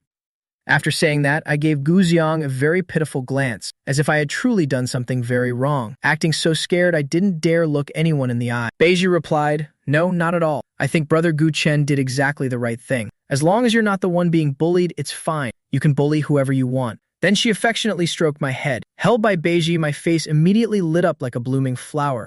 The speed at which I changed faces left Gu Xiang stunned. Beiji, you're so good to me. I nuzzled into her arms coquettishly. Then I turned my head and gave Xiang a triumphant smile. Gu Xiang saw my exaggerated performance and noticed that Beiji didn't seem annoyed or bothered at all. He thought to himself, so she likes this type of person. It was as if he had found a master key and believed he was one step closer to success. He didn't know that Baiju simply loved the way I talked. No matter how I acted, she would still love me unconditionally. Before, he'd only heard rumors of Shen Baiju's cold temperament and her ruthless methods that terrified everyone. But today, he witnessed a Baiju who was so gentle with me, and also extremely tolerant and pampering towards me. Who wouldn't want such an amazing woman?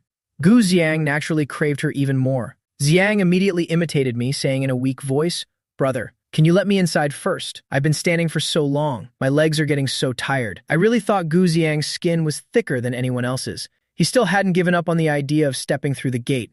Then you have to ask Baiju.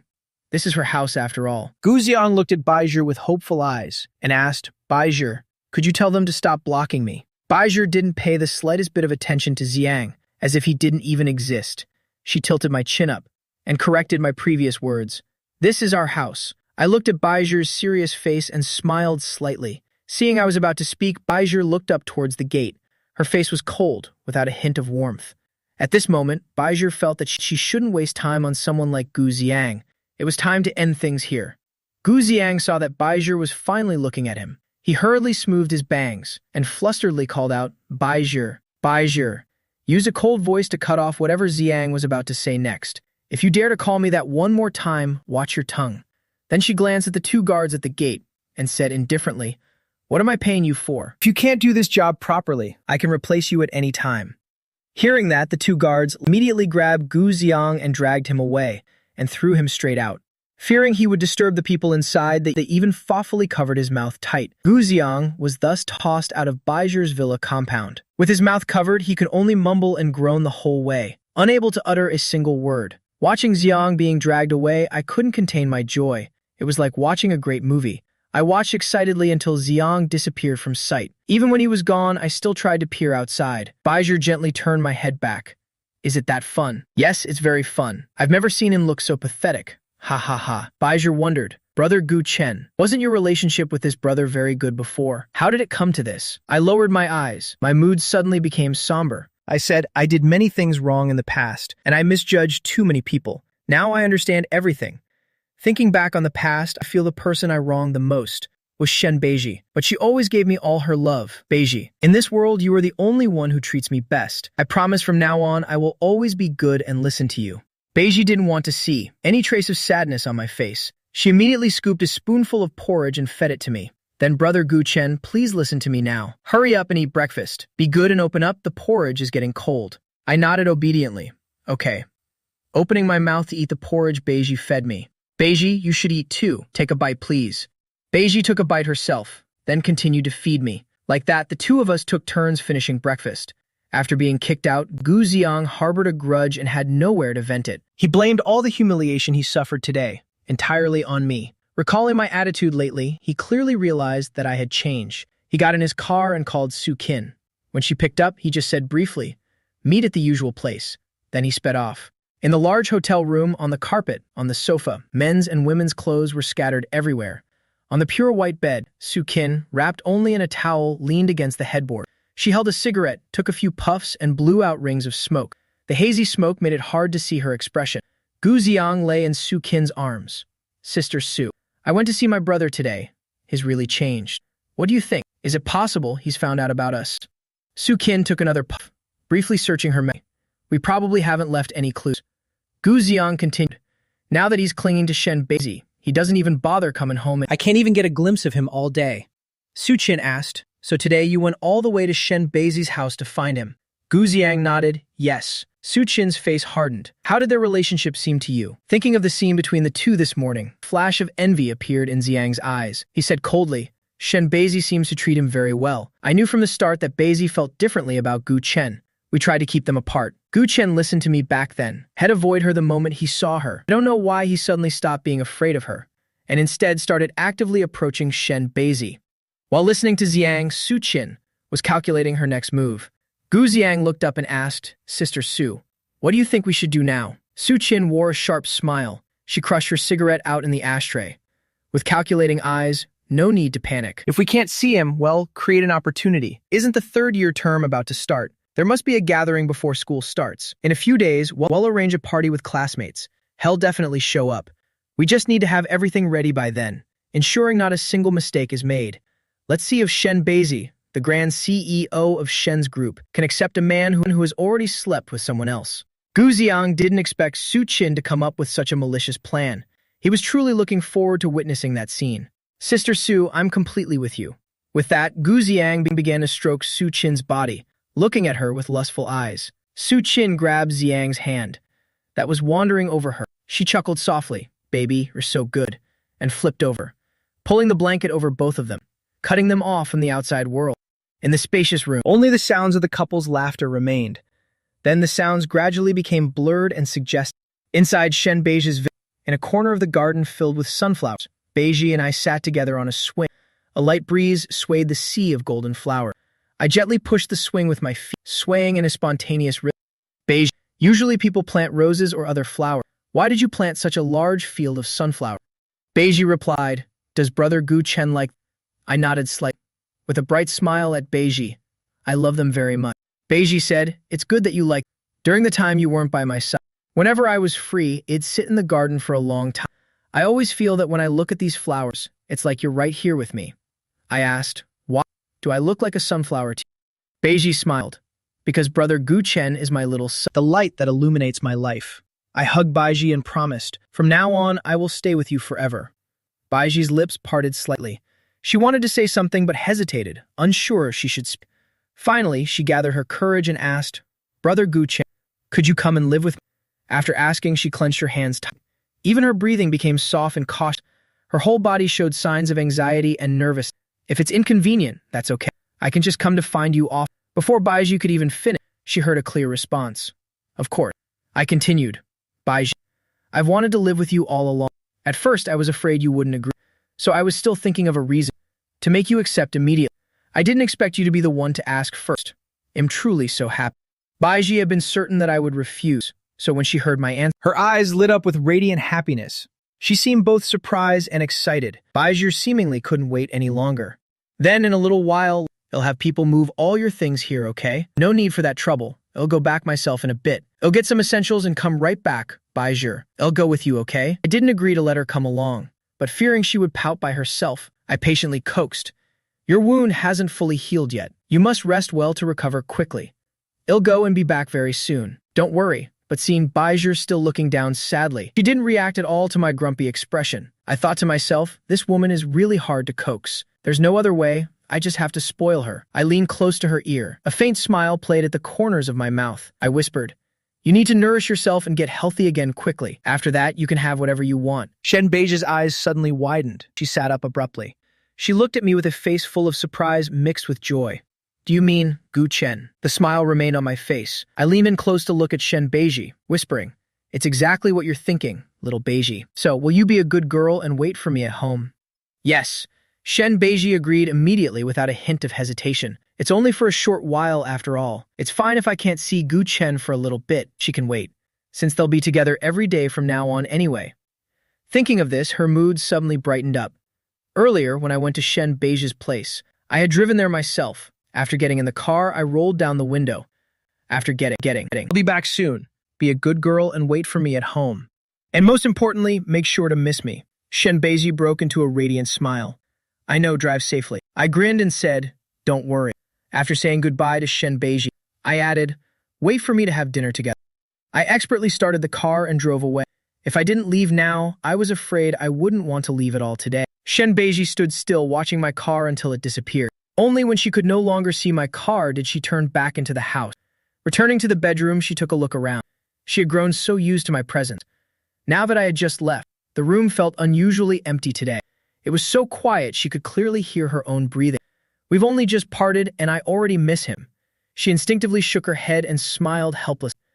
Gu Chen will be living here from now on. She thought she should renovate their home properly so that Gu Chen can live as comfortably as possible. Shen Beiji never procrastinated or dawdled when it came to tasks. To think was to act immediately. She took out her phone and called Wen Xiao. As President Shen's close assistant, Wen Xiao was still working hard at the company. During the 2 days, Shen Beiji was resting. Even more work had piled up on her shoulders. Seeing her director calling suddenly, out of her high sense of duty, she answered immediately. President Shen, do you have any instructions? Shen Beiji arranged a bunch of tasks completely unrelated to the company, telling her to pick out the kind of curtains guys like, to buy bed sheets and duvet covers in colors that guys prefer, and to buy a bunch of plushies too, basically. Anything a guy would like. Whatever she saw, she had to buy it all. Wen Xiao couldn't understand it. Why she was suddenly being made to buy so many things that guys like. She didn't dare to ask, she was just thinking to herself. Then she heard Shen Beiji say, come early and there's a bonus, but come late and I'll dock your pay. With that, she hung up. Wen Xiao was angry but didn't dare say a word, always threatening me with my salary. But unfortunately, that was the threat she feared most. She could only blame Shen Beiji for paying so handsomely. Wen Xiao didn't dare delay and rushed off to buy the items. A moment later, the phone rang again. Seeing it was still Shen Beiji, she answered while running. My dear President Shen, what else is there? Buy all the latest seasonal collections for men, from the famous brands that guys like. Wen Xiao knew it. Shen Beiji would only say, things that guys like. Her ears were practically callous from hearing it so much. Did her president know any words other than guys like to say? But anyway, why buy? So many men's things to keep at home. Wen Xiao's efficiency was very high. Good enough, she had bought everything and brought it to Shen Beiji's villa. No exaggeration. It took a whole truck just to transport the clothes, and there were other vehicles too, full of items that guys favor. Wen Xiao stood aside, directing the delivery people. One by one, the items were carried inside. She even had the selected curtains replaced. The bed sheets and duvet covers were dry cleaned and dried. The household staff was told to change everything. Inside the bedroom was filled with all sorts of cute stuffed animals. Wen Xiao excitedly took. I thought this gaming set was great, so I bought it. I'm sure a guy would love it. The space is also very wide. It can display many anime figures. Shen Beiji nodded in satisfaction. Very good. I didn't expect a single person like you to understand men's tastes so well. Wen Xiao didn't know whether to laugh or cry. Was President Shen praising her or mocking her? Well, she'd just take it as a compliment. In an instant, the style of Shen Beiji's bedroom had completely changed. Before, it was all black and white and monotonous shades of gray. Now it was full of vibrant colors. The whole room suddenly became bright and full of life. Seeing that Shen Beiji's mood seemed good, Wen Xiao couldn't help but ask a few curious questions. President Shen, you've decorated the room like this. A single person like you wouldn't understand. Shen Beiji smiled slightly. She spoke in a proud tone. Wen Xiao lightly slapped her own mouth. She really wished she could rip her own mouth off. She shouldn't have asked. Talk about asking for trouble. But wait, Shen Beiji kept calling her a single person. She remembered correctly. Isn't Shen Beiji single herself? President Shen, you're talking as if you aren't single too. Wen Xiao stood firm. One may be poor, but one's spirit must not be low. Why did Shen Beiji keep mentioning her singleness? Her poor little heart was already wounded. Shen Beiji put her hands on her hips. She gestured around the room with her chin. The corner of her mouth curved up. Look at this space now. Assistant Wen, do I look like a lonely single person to you? Indeed, single people just can't understand. Wen Xiao, you're so silly. I wonder if any guy will want to marry you later. Wen Xiao felt like she had just taken 10,000 points of damage. So, is Gu Chen about to move in here? Wen Xiao asked in amazement. Shen Beiji nodded with satisfaction. You're not that stupid after all. Now Wen Xiao finally realized. No wonder Shen Beiji made her prepare so many things that boys like. I'm impressed, truly impressed. So quickly she's moving in with the one she likes. President Shen is truly President Shen. Boundless charm. Not long ago, she only dared to look from afar at the boy she loved, and now, Wen Xiao silently gave Shen Beiji a thumbs up in admiration. Then she left, leaving only a lonely silhouette behind. After Wen Xiao left, Shen Beiji walked around the room observing everything. Then she rearranged the parts that she wasn't quite satisfied with yet. She put her hands on her hips and took a wide look around, thinking to herself, Gu Chen will probably love this when he gets back, right? It felt as if a happy vision was appearing before her eyes. Coming back to reality, Shen Beiji raised her arm to check the time. The time on the watch showed it was almost time. She planned to go into the kitchen herself tonight, to cook a delicious meal and wait for Gu Chen to eat together. She turned to go downstairs, heading towards the kitchen. Shen Beiji stepped into the kitchen. Mrs. Zhang, the one in charge of daily cooking, seeing Shen Beiji enter, she was a bit surprised and curious, because before this, Shen Baiji almost never set foot in the kitchen. She thought the young lady wanted to give some instructions. Her face, lined with crow's feet, was full of kindness. She used a towel to dry her hands, then asked with a smile, "Young lady, do you have any orders for me?" "Aunt Zhang, you and everyone else should go rest. No need to prepare dinner tonight," Shen Baiji said while opening the fridge to find the necessary ingredients. Mrs. Zhang was a little worried. She had never seen Shen Baiji cook, so she couldn't bear to let her manage in the kitchen alone. "Young lady, how about I stay and give you a..." "No need." Shen Baiji refused flat. She wanted to personally cook for her Gucci. Therefore, she didn't want anyone's help. Seeing Shen Baiji's determined attitude, Mrs. Zhang didn't insist further. She just pointed out the location of the kitchen tools, told her to be careful, and then left. Shen Baiji finished preparing the ingredients. She started working while following a tutorial video on her phone. Her expression was very serious. In another scene, I had just stepped through the front door. I saw Gu Zhongtian and stepmother Li Fangji both there. Gu Xiang was sitting next to Li Fangji, sobbing and wiping away tears.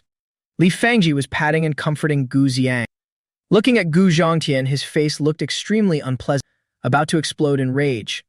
I raised an eyebrow. I had already guessed what it was about. It must be because Gu Xiang snitched to them about what happened this morning. I walked over and sat down, opening with a greeting. But I only called out father and completely ignored the other two. Gu Zhongtian was already very dissatisfied with me, seeing that I only greeted him. He immediately scolded me in a stern voice. "Are you blind? Can't you see the two of them sitting here?" The corner of my mouth twitched into a smile. Then I raised my hand to cover my mouth, pretending to be shocked. "Oh my, I'm so sorry. Look, I just turned 25, and it seems my eyes are already failing, truly getting old. So I didn't even see Aunt Li and my brother here." Looking at Gu Xiang and Li Fangji, their faces turned from pale to red, constantly changing color. Their expressions shifted repeatedly. I found this quite interesting. Aunt Li and brother treat me so well. I'm sure they won't blame me, right? Li Fangji, hearing those words of mine, gritted her teeth, trying to restrain herself. She was holding back from exploding, mainly because Gu Zhongtian was present, so she couldn't just fly into a rage. She always wanted to maintain the image of a gentle, capable woman. Forcing out a strained smile, of course. Then she went back to comforting Gu Xiang, doing it on purpose to catch my eye, as if the two of them were being bullied by me, putting on a face full of grievance. But in reality, it was all an act for Gu Zhongtian's benefit.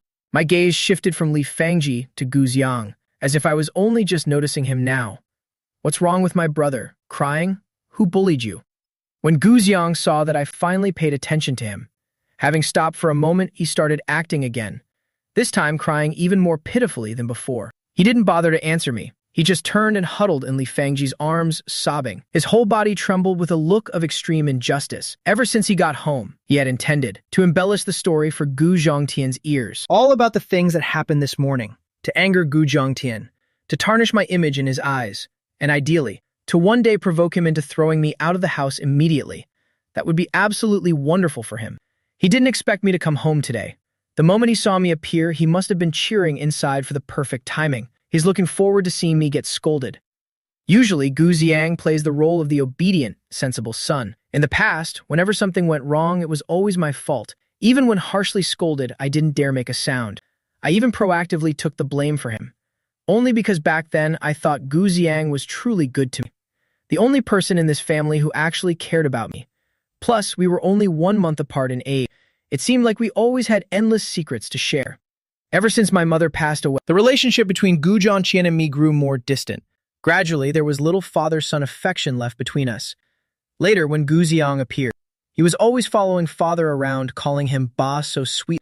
His flattering tongue made Gu Zhongtian love him dearly. The two of them played off each other, leading him to treat Gu Xiang even better than he treated his own biological son me, as if in this house, I was the superfluous one. I also became more withdrawn and cautious, always fearing that a mistake of mine would make them hate me even more. But now I understand one thing. There are things. You can't get someone's love just by trying hard. Being reborn in this life, I feel that many things don't need to be forced. This life of mine, I only want to wholeheartedly treat the person who truly loves me well. That person is Shen Baiji. At this time, Gu Zhongtian stood nearby. Seeing that Gu Xiang had just been somewhat comforted, started whimpering and crying again. He felt extremely heartbroken. Gu Zhongtian's aging face darkened as he looked at me, angrily shouting, "You still have the nerve to show your face and ask, what did you do to your brother? Don't you already know it in your heart? Father, I just got home, so I really don't know anything. My eyes blinked repeatedly, with a face full of innocence, as if I had absolutely no idea what was going on. You didn't bother coming home for the last 2 days. Where on earth did you go? Gu Zhangqian already knew but asked on purpose, since Gu Xiang had already reported everything to him. Now you don't even care about coming back to this house. Do you even have a father in your eyes? Do you still consider this place home? The more he spoke, the more furious Gu Zhangqian became. As he finished speaking, he slammed his hand hard against the sofa arm. His whole body exuded a fierce, authoritative rage. But I didn't feel even a shred of fear. I curled my lip into a slight smile, then said leisurely, "Don't you already know exactly where I went? Surely Gu Xiang has told you every single thing. Why bother asking me again? It's redundant. Besides, does it make any difference whether I'm home or not?" After saying that, I lowered my eyes. A flicker of sadness appeared and quickly vanished, and I immediately hid it well. Gu Zhongtian, after hearing those words, pointed his finger in my face, turning purple with rage, to the point where he was speechless. Li Fangjie rushed forward to comfort him, to display her image as a gentle, caring wife. She rubbed Gu Zhongtian's chest to calm him, whispering, "Hubby, Gu Chen is still young and immature. Don't let yourself get worked up over him. It's bad for your health." Though she spoke kind words like that, She actually hoped my father and I would fight even more fiercely. Those words from Li Fangji did not ease Gu Zhongtian's anger in the slightest. He snorted coldly. He's 25. How is he still young? Xiang is a month younger than him, yet he's far more sensible. You don't need to always stand up and speak well for him. It wasn't until this life that I truly realized. Li Fangji never actually intended to protect me. On the surface, it seems she pleaded for me every time, speaking soothing words to Gu Zhongtian, but in reality, she was just adding fuel to the fire. After every time Li Fangji spoke like that, it only made my situation even more miserable. I used to be so foolish. I thought she truly cared about and worried for me. Gu Zhongtian stared at me intensely and barked in a commanding tone. If you already know everything in your heart, then why haven't you apologized to your brother yet? if your brother is generous enough to forgive you, then this matter is settled. I felt like I had just heard the dullest joke in the world. I gave a cold laugh. Apologize? On what grounds should I apologize to him? Gu Zhongtian roared. You didn't show your face here for days. Xiang was so worried he got up at dawn to look for you. And how did you treat him in return? Forget about caring for your brother. You even dared to have someone kick him out? You wouldn't even give him a decent breakfast? Since when did your heart become so cold and cruel? Cruel? I was simply giving Gu Xiang a small punishment for his dark schemes. It was just a gentle warning. When it comes to cruelty, how could I ever compete with Gu Xiang? So young, yet possessing such a treacherous heart. Gu Xiang, who had been silent until now, had cried until his eyes were all swollen. He glanced at me and then looked back at Gu Zhongtian. With red eyes, he whimpered, "Father, don't scold him anymore. I'm okay. I don't need him to apologize. Don't force him." After saying that, he sniffled a few more times. His shoulders trembled incessantly. He looked so pitiful and wronged, chuckled inwardly witnessing Gu Xiang's ridiculous performance. I have to admit one thing. He and Li Fangji are the best mother-son duo in the universe. They both act in the exact same way. Oh, then I should thank my brother for his generosity, right? I have things to do. I'm leaving. With that, I didn't want to waste another second with them. I stood up intending to go straight upstairs, to pack up the necessary items to take with me. Before leaving this place, I had promised to have dinner with Shen Baiji. If I kept lingering and got home late, surely Baiji would be very worried. However, my beloved father would never let me leave so easily. As soon as I stood up, I heard Gu Zhongtian scream, "Stop right there. Is there something else?" I stood still and coldly asked back. Gu Zhongtian also jumped up and stormed over to me, pointing at where Gu Xiang was sitting and shouting, "Apologize to your brother right now. If you don't apologize to him today, don't even think about leaving." My anger started to flare up. I found this truly annoying. The air pressure around us seemed to solidify instantly. I stood straight as a pole, staring straight at Gu Zhongtian with icy eyes. In your dreams. Gu Zhongtian seemed shaken by the overwhelming aura emanating from me. He had never seen me like this. It made him feel both unfamiliar and a bit cautious, but to save face as a father. In a flash, Gu Zhongtian regained his composure. He's been around for so many years. Why should he be afraid of a brat like me? Out of sheer embarrassment and rage, he raised his hand high. Without a moment's thought or hesitation, a dry slap sound rang out. My face was knocked completely to the side by that thunderous slap. enough to show how much force Gu Zhongtian had used. My face, the bright red handprint quickly became visible, and it started to swell. It stood out glaringly on my naturally fair skin. It looked truly pathetic, but I still stood tall and unyielding. The force of the blow caused my hair to become messy and stick to my face, hiding some of the emotions on my face at that moment. Gu Zhongtian's slap really caught me off guard. Before I could even understand what was happening, his hand had already come down on my cheek. It was my own carelessness. Right now, I only feel half of my face go numb. I use my tongue to gently push against the inside of my cheek to check. Man, that really hurts. Witnessing that, Li Fangji and Gu Xiang standing nearby must have been celebrating in their hearts. They looked at each other with pure glee and delight. They quickly bowed their heads to hide the triumphant smiles on their lips. Those smiles also vanished quickly to avoid detection. After taking a moment to collect myself, I clenched my hands into fists, whispering to myself, "Very good." This very slap completely eradicated the last thin shred of father-son affection in my heart. From this moment on, consider us even. I curled my lip in a faint cold smile. Clearly visible on my face was the look of utter contempt for the people standing before me. I raised my hand, slowly brushing back the locks of hair covering my face. Turning around, I leisurely adjusted my clothes and hair, glancing one last time at Gu Xiang and Li Fangji, then shifted my eyes to look directly at Gu Zhongtian. Just as everyone wanted, from now on, I will never set foot in this house again. I consider this slap as having received enough. From now on, we're square. But I have some advice. Nobody should be foolish enough to provoke me. Otherwise, you'll have to bear the consequences yourselves. As for what's rightfully mine, will you return it voluntarily? Or do I have to come and reclaim it my own way? It all depends on your choice. After speaking, I didn't care about their reaction. I turned and walked straight upstairs to pack my personal belongings. As soon as I entered the room, I locked the door. The tears I had been suppressing suddenly burst out like a broken dam. They just kept falling, uncontrollable. I leaned my back against the door and slowly slumped to the floor. At this moment, I truly despised myself for being so weak. That I could still feel so much heartache over such cold kin is beyond me. In my heart, I made a solemn vow. This will be the last time. This is the last time I shed tears for those ungrateful people. From now on, if anyone dares touch me, I won't hesitate to strike back. Just then, a message notification rang from my phone. It broke my train of sorrowful thoughts. I hurriedly reached for my phone. It turned out to be a message from Shen Beiji. "Gu Chen, how is everything going? Do you need me to come pick you up?" Seeing Beiji's message, the resentment in me surged again. I was about to type back that I'd be home soon. But then I remembered the marks still visible on my face. I stood up, walked to the mirror, and looked closely at my face. As I predicted, the slap mark had already swollen. I sighed dejectedly. Looking this ugly, how can I face Beiji? I just stood there in front of the mirror, turning my face left and right to observe, then mumbled to myself, cursing how stupid I was. If I had reacted a bit faster, I wouldn't have. What should I do about this? I hurriedly rummaged through the room. I found a tube of ointment that helps reduce swelling. I looked in the mirror and gently applied it to my face, muttering to myself while applying the medicine. How heartless, to hit someone with such force.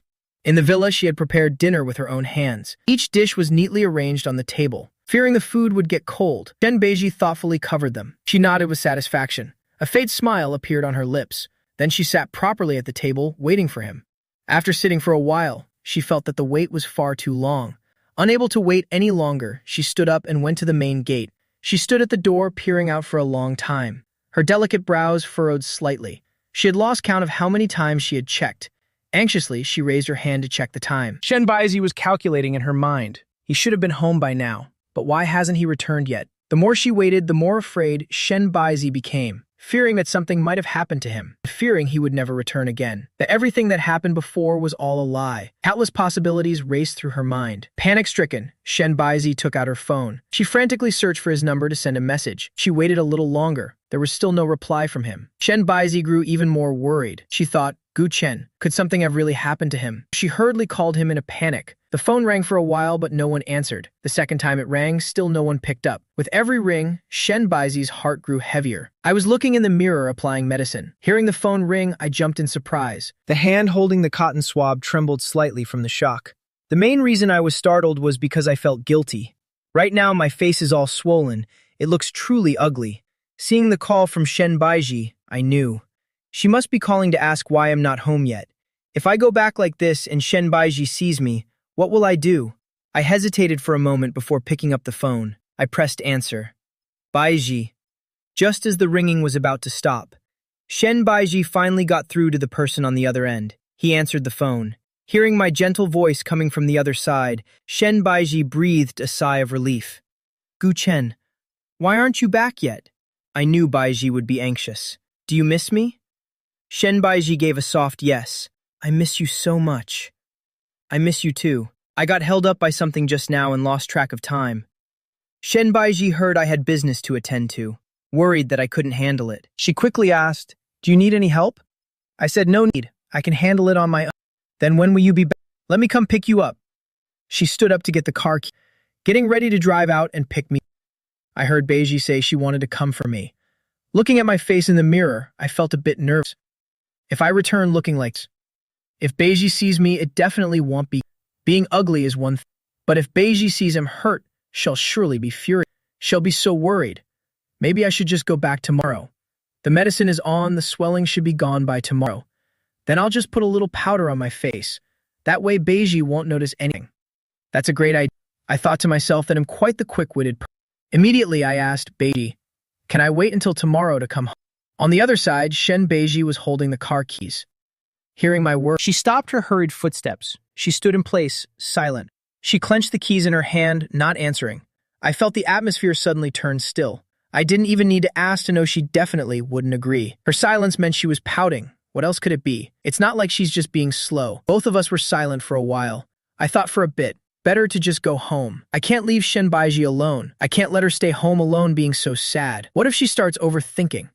The consequences would be very serious. I didn't want the mood between us to be so gloomy. I was the one to speak first to break the silence. I said in a cheerful tone, I was just teasing you. I got you, didn't I? Don't be upset now. I'll be home in a little while. You don't need to come pick me up. Be good and wait for me at home. I'll be there in half an hour.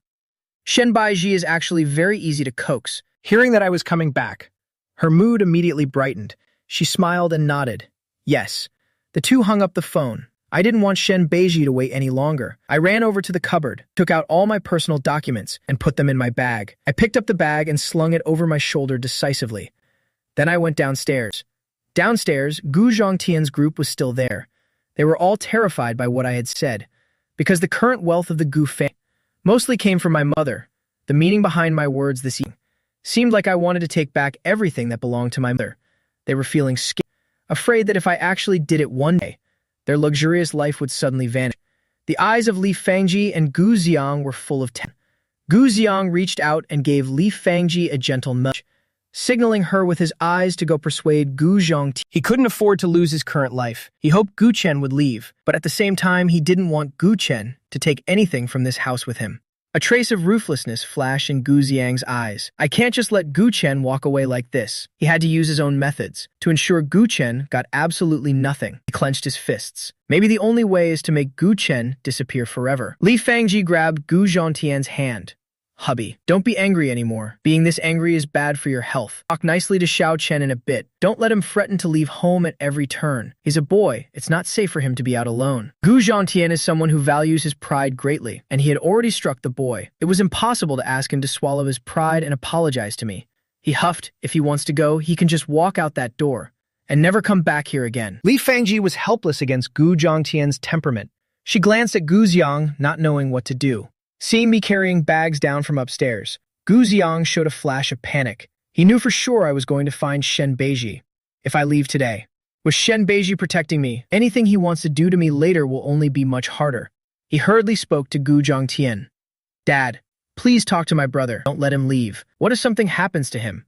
Hearing Gu Xiang's words, I shook my head slightly. He really can't keep his cool. A mocking smile played at the corners of my mouth, a smile full of sarcasm. Gu Zhongtian glanced at me as I came downstairs, seeing that I truly intended to leave this house.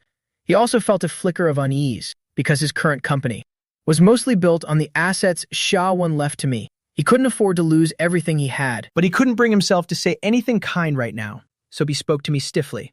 Didn't I just hit you once? I'm your father. Am I not allowed to hit you? Leaving home over such a trivial matter. If you go, don't ever call me father again. He spoke in a threatening tone. Gu Zhongtian thought saying that would scare me. He had never seen me this stubborn before. It's as if I'd become a different person. The way I am now reminds him of someone, his late wife, Xia Wan.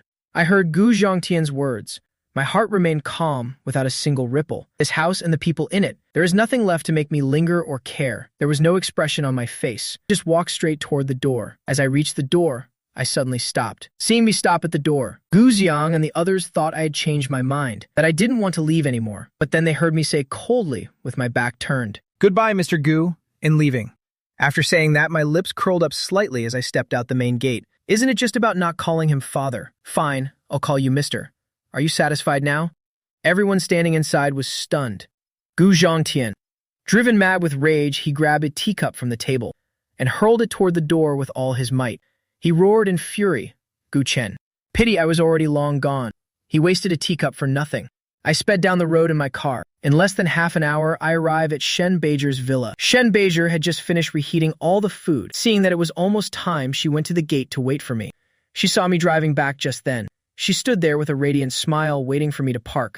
I saw Shen Beizhi's figure waiting for me at the door. I whispered to myself, how can this woman be so beautiful? Just by standing there, she creates a breathtaking scene. I'm so lucky she belongs to me. Such an outstanding woman. In my past life, I actually ran away from her. I was truly blind. I parked quickly and ran to Shen Beizhi's side. Immediately pulled her into my arms. I held her tight, unable to let go. Shen Beizhi held me just as tightly. She buried her delicate face in my chest. I bowed my head, resting my chin on top of hers, gently stroking her soft, smooth hair. My face was full of contentment. Beizhi, I missed you so much. We were only apart for a short while, but I already miss you this much. At this rate, I won't be able to leave you for a single second. Then we shall never be apart again. Shen Beizhi wished to be with me every single moment, staying together forever.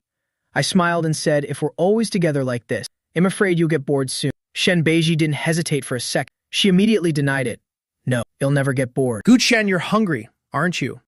Hearing Shen Beizhi ask that, I actually was a bit hungry, so I nodded. I'm so hungry, I can hardly walk. Let's go. Hurry up. Without waiting for her reaction, I put my arms around her waist. I swept her up in a perfect princess carry. Shen Beizhi reached out and hugged my neck tightly. She was like a koala clinging to my chest. Still startled, she spoke. Don't do this next time. What if you can't hold me and we fall? I chuckled and looked at Shen Beizhi. That won't happen. You have to trust that I'll hold you steadily. As we were facing each other, Shen Beizhi finally saw the red, swollen handprint on my face. She froze, the smile instantly vanishing from her lip. She felt both furious and heartbroken. How could this happen in just a short while? Gu Chen is already injured like this. She only just noticed it now. She was very angry but feared scaring me, so she tried to restrain herself a bit, trying not to look too fierce. She stared intently at my face. With a strained voice, she asked, "Who did this?" I was slightly taken aback. I almost forgot that my face was injured. I guiltily glanced at Shen Beizhi's expression. One look and it was clear she was angry. I lowered my head and whispered, "Don't be mad. I was just careless this time. I promise I won't let myself get hurt again." "Who was it that hit you?" Shen Beizhi was determined. She had to find out who dared to be so cruel. The one she treasured most was struck so hard by someone else. She truly couldn't endure it. Gu Chen sighed softly. It was Gu Zhongtian. Shen Beizhi's arms around me tightened further. I didn't say he was my father. Instead, I called him directly by his name. She didn't even need to think to know. I must have suffered a great deal of grievance. She didn't dare to think about what my previous life in that house was like. Her heart was overflowing with pity for me. Luckily, the two of them were together now. From now on, for sure. She wouldn't let Gu Chen suffer any more losses. Does it hurt? Of course it hurts. The moment she asked, she realized it was a redundant question. It doesn't hurt. Can you please stop being sad? She nodded slightly. She didn't ask anything more. If she wanted to know the full story, she had plenty of ways to find out. As soon as I entered, I smelled the delicious aroma of food. I felt even hungrier now. Beizhi, it smells wonderful. What delicious food do we have tonight? Shen Beizhi remained silent, not bothering to answer me. So I just carried her over to the dining table and sat her down. Once settled, I immediately picked up my chopsticks. I popped a piece of sweet and sour rib into my mouth.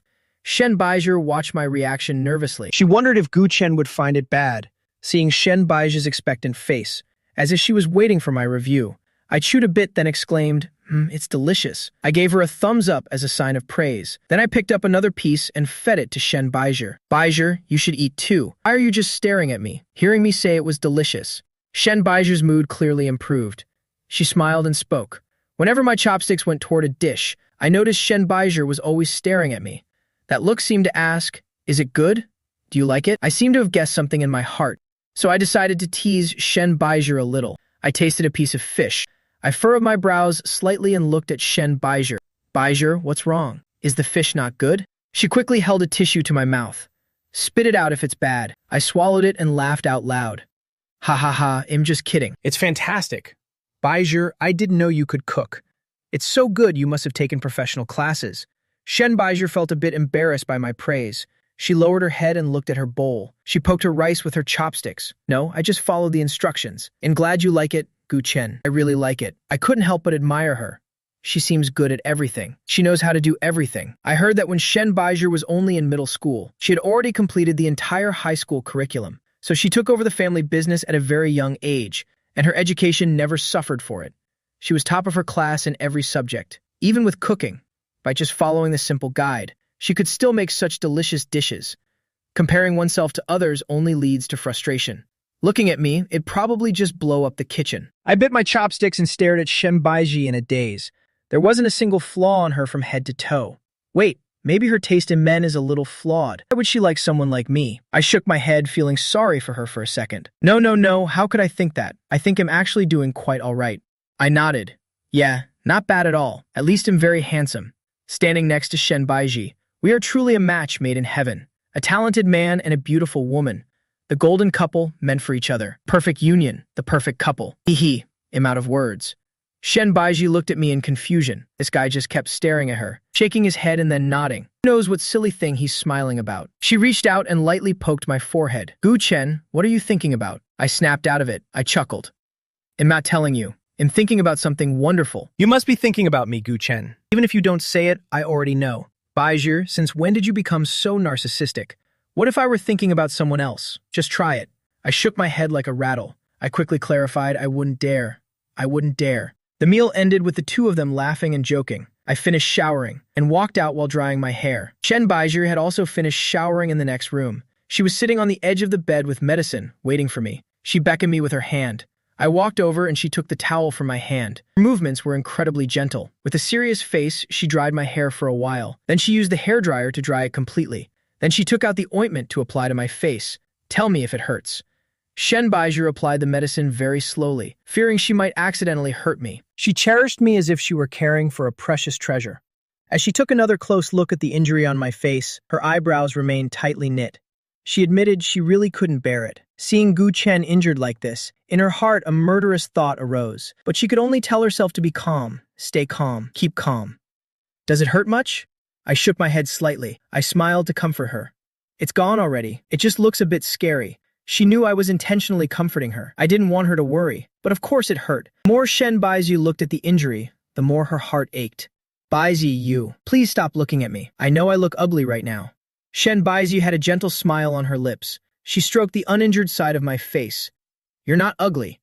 Gu Chen, you're the most beautiful. I pulled Shen Baizhi into a tight embrace. I lowered my head and nuzzled her neck. Shen Baizhi had just showered. She emitted the soft scent of body wash. It was truly pleasant. Normally, she always had a faint, pure fragrance. I loved it so much. I craved her warmth and scent more and more. I even wondered if she had cast a spell on me. I took a deep breath of her scent, felt a wave of drowsiness wash over me. I said dreamily, Baizhi, you smell so good. Shen Baizhi looked down and sniffed herself. She didn't notice any special scent, but since Gu Chen said so, she'd take it as such. As long as you like it. Now there was another reason for Gu Chen, to love her even more. She felt very contented. The next morning, Shen Baizhi ate breakfast with me and helped apply medicine to my face again. This medicine was truly effective. After just one night, the swelling on my face had gone down. It was almost completely healed. Only a few faint red marks remained. Gu Chen, stay home and rest later. I need to go to the office. I frowned slightly. I didn't really want Shen Baizhi to go to work right now, because I worry her health hadn't fully recovered yet. But your injury isn't completely healed yet. Why go to the office so early? Yes, there's something I need to handle personally. Seeing me pouting and not answering, she put her arms around my neck. She leaned in, looked straight at me, and gave a radiant smile. I'll be back to eat with you tonight. Give me a smile. I thought to myself. Smile? Why don't you say smile for me? Only someone with Shen Baizhi's upright aura could say these things without making people want to snap. One smile costs 100,000 yuan. I was just joking. Unexpectedly, Shen Baizhi immediately took out her phone. I saw her long, slender fingers swipe quickly across the screen. My phone immediately rang with a notification. Picking it up, I saw a notification for 1 million yuan. This big spender is truly generous, giving me 1 million yuan just like that. What's wrong? Gu Chen, is it too little? With that, she picked up her phone again, preparing to transfer another 10 million yuan, as if 1 million really was a bit too small for her. It was her lack of thorough calculation. I quickly snatched her phone away. No, why are you sending me so much money? I have money too. I had never revealed this to anyone, that I was running my own private company. I named the company Weishi. From a small company with just a few employees at the start, it gradually grew to a scale of hundreds of people. Gu Zhongtian's group knew absolutely nothing about this, and I never publicly announced that I was the founder behind Weishi. All the daily work at the company, I entrusted entirely to others to manage. So no one on the outside knew that I was the real boss of that company. Initially, it was for fear the business wouldn't do well, so I worked on it secretly by myself. Later, to my surprise, the company became increasingly successful. I felt that if too many people knew, it would be troublesome, so I continued to hide my identity. Though the profits surely couldn't compare to Shen Beiji, it was more than enough for me to live comfortably. I could be considered quite a rich man now. For now, there is no need for Shen Beiji to give me this much money. In Shen Beiji's eyes, it seems like I am unwilling to spend her money. Is it that you do not want to use my money? Is it that you still haven't thought it through? About whether or not you want to be with me forever? She asked with a trace of melancholy. I still have enough money to spend for now. If I run short, I will definitely ask you. I did not want to make Shen Beiji unhappy.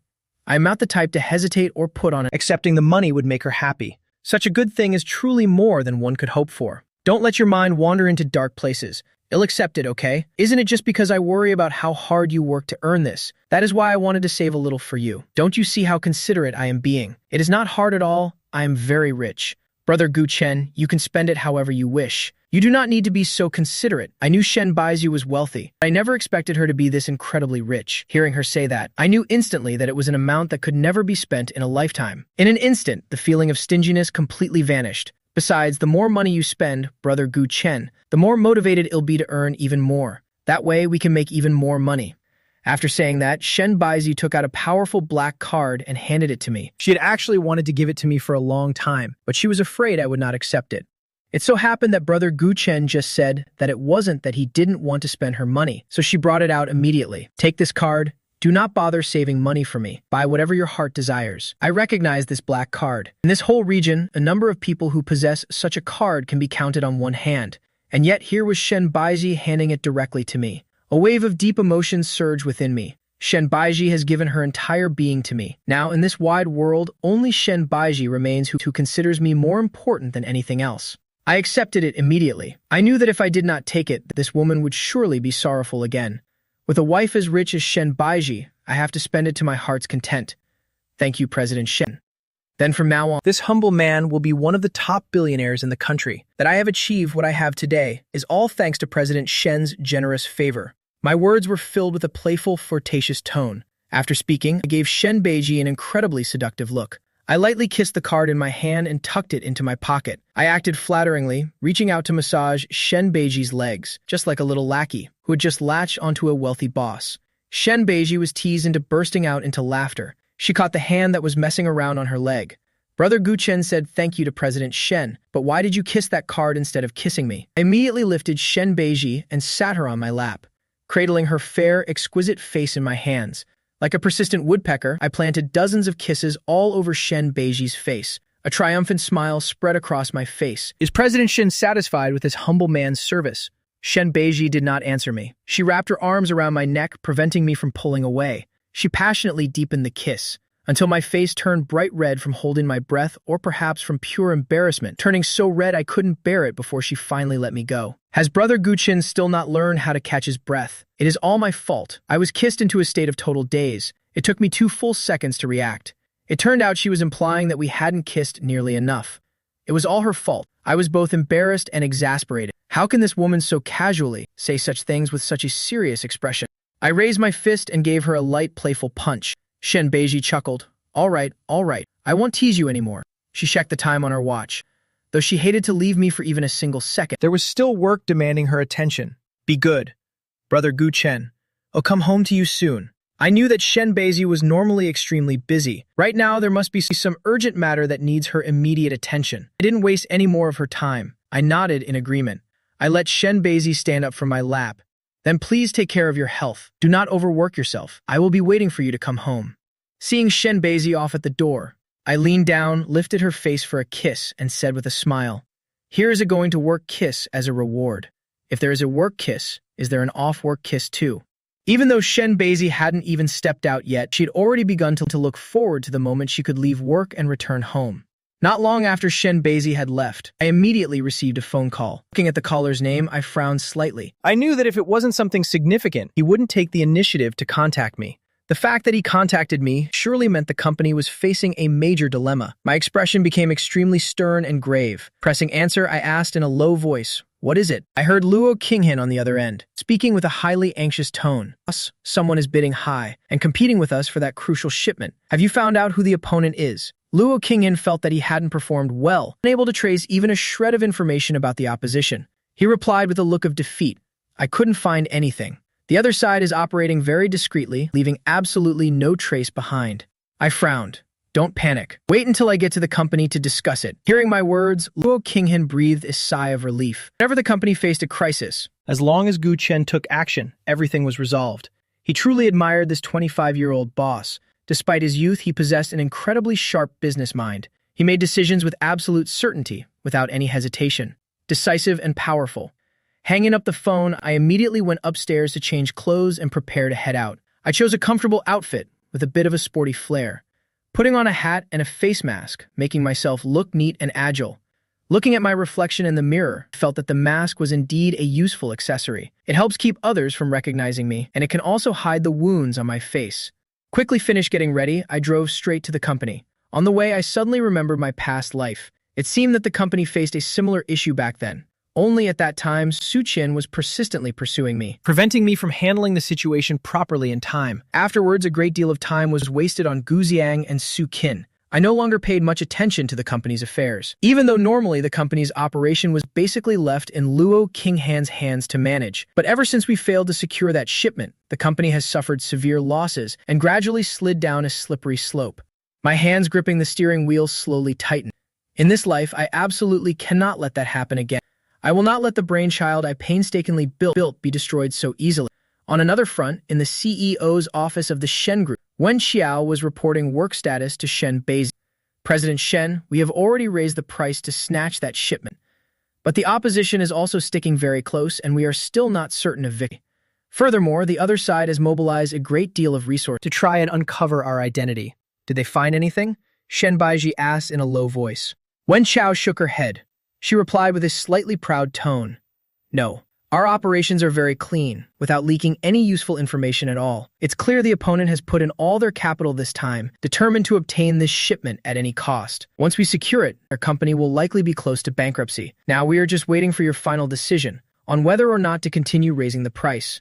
Shen Beizi flipped through project contracts in her hand and replied, "Then let them go bankrupt. We must seize that shipment at any cost. Don't worry about capital, just use money to outbid them. The thing Shen Beizi lack the least is money. They are holding the winning hand firmly. This shipment has an extremely important impact on the company's future growth and expansion, even though it is not as truly desperate as the rival over there, who is fighting for it, tooth and nail. No merchant would ever walk away from a deal that is beneficial to them." At this moment, that woman appeared incredibly decisive and sharp, aware that she was about to feel endless regret because of her actions this very day. Luo Qinghan showed me into the office. As soon as the door closed, he immediately began reporting the status of that shipment. After listening, I slammed the table hard in anger. Outrageous.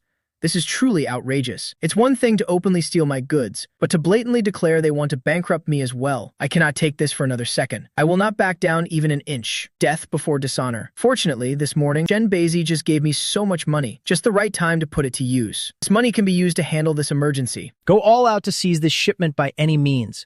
If they raise the price, we raise it too. Do not worry about the finances. Regarding this series of actions, I only want to say, wonderful, truly fantastic. And so, two people without knowing who the other was plunged into an extremely fierce bidding war. As much as Shen Beizi's side increased the price, my side immediately matched it. After several rounds of confrontation, the price had completely exceeded the initial budget for the goods. "Boss, if we continue like this, even if we secure this shipment, we'll only face losses instead of profits. What should we do?" Luo Qinghan asked anxiously. I propped my chin on my hands deep in thought. My expression darkened as I pondered the situation. I also understood clearly that the current price has far outstripped the actual value the shipment could bring to the company. But my past self knew all too well that without this shipment, the company's growth would come to a complete standstill. Furthermore, the money I'm burning belongs to Shen Beizi. I know she's rich, but I can't just keep burning millions and millions of her money like this. We cannot continue this reckless battle any longer. In the end, it won't just be mutual destruction, but only my company suffering heavy damage. It's a real headache. I let out a heavy sigh. With a weary face, I told Luo Kingen, let's pause here for now. Let me see if I can find another way. Luo Kingen was somewhat unwilling. He was about to say something, but he ultimately stopped himself. He didn't utter another word. Indeed, no better solution could be thought of at the moment. In the evening, when Shen Beizi came home from work, I already returned home earlier than her. As soon as she stepped through the door, she saw me sitting blankly on the sofa. Shen Beizi was still longing for my off-work kiss, so she intentionally made some noise to let me know she was back. But I don't know what I was so occupied thinking about, as I seemed intensely focused on something. I just sat there motionless, completely unaware that she had returned home. Her delicate eyebrows furrowed slightly. She approached and sat down beside me. Nestling into my arms, she whispered, "Brother Gu Chen, what are you thinking about?" Only then did I snap back to my senses. I was preoccupied thinking about what would happen if I lost that ship and what the company should do. I had thought of many alternatives, but none of them worked. It truly is a headache. Could there be no turning point at all? Praying for the other side to show some mercy and let me have this shipment. Without it, things will really be over. But the irony is that even I have no idea who is competing against me. I don't even know where to go to beg, so I forced a smile. Looking at Shen Beiji, I said sluggishly, "Sister Beiji, you're back." Noticing Gu Chen's weary and dejected expression, she was slightly worried and reached out to touch my forehead. She thought I might be falling ill. "Are you feeling unwell?" "No, I'm fine." Not wanting to worry Shen Beiji, I tried to cheer myself up. I smiled and said, "I'm just hungry." Shen Beiji's anxious heart was somewhat eased.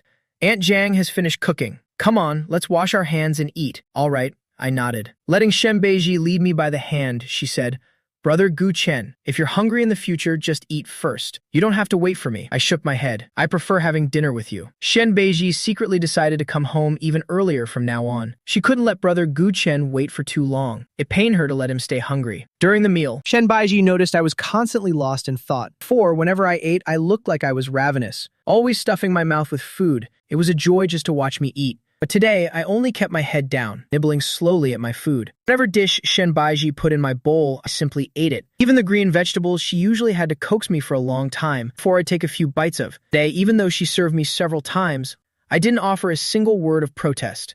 I finished every bit of it.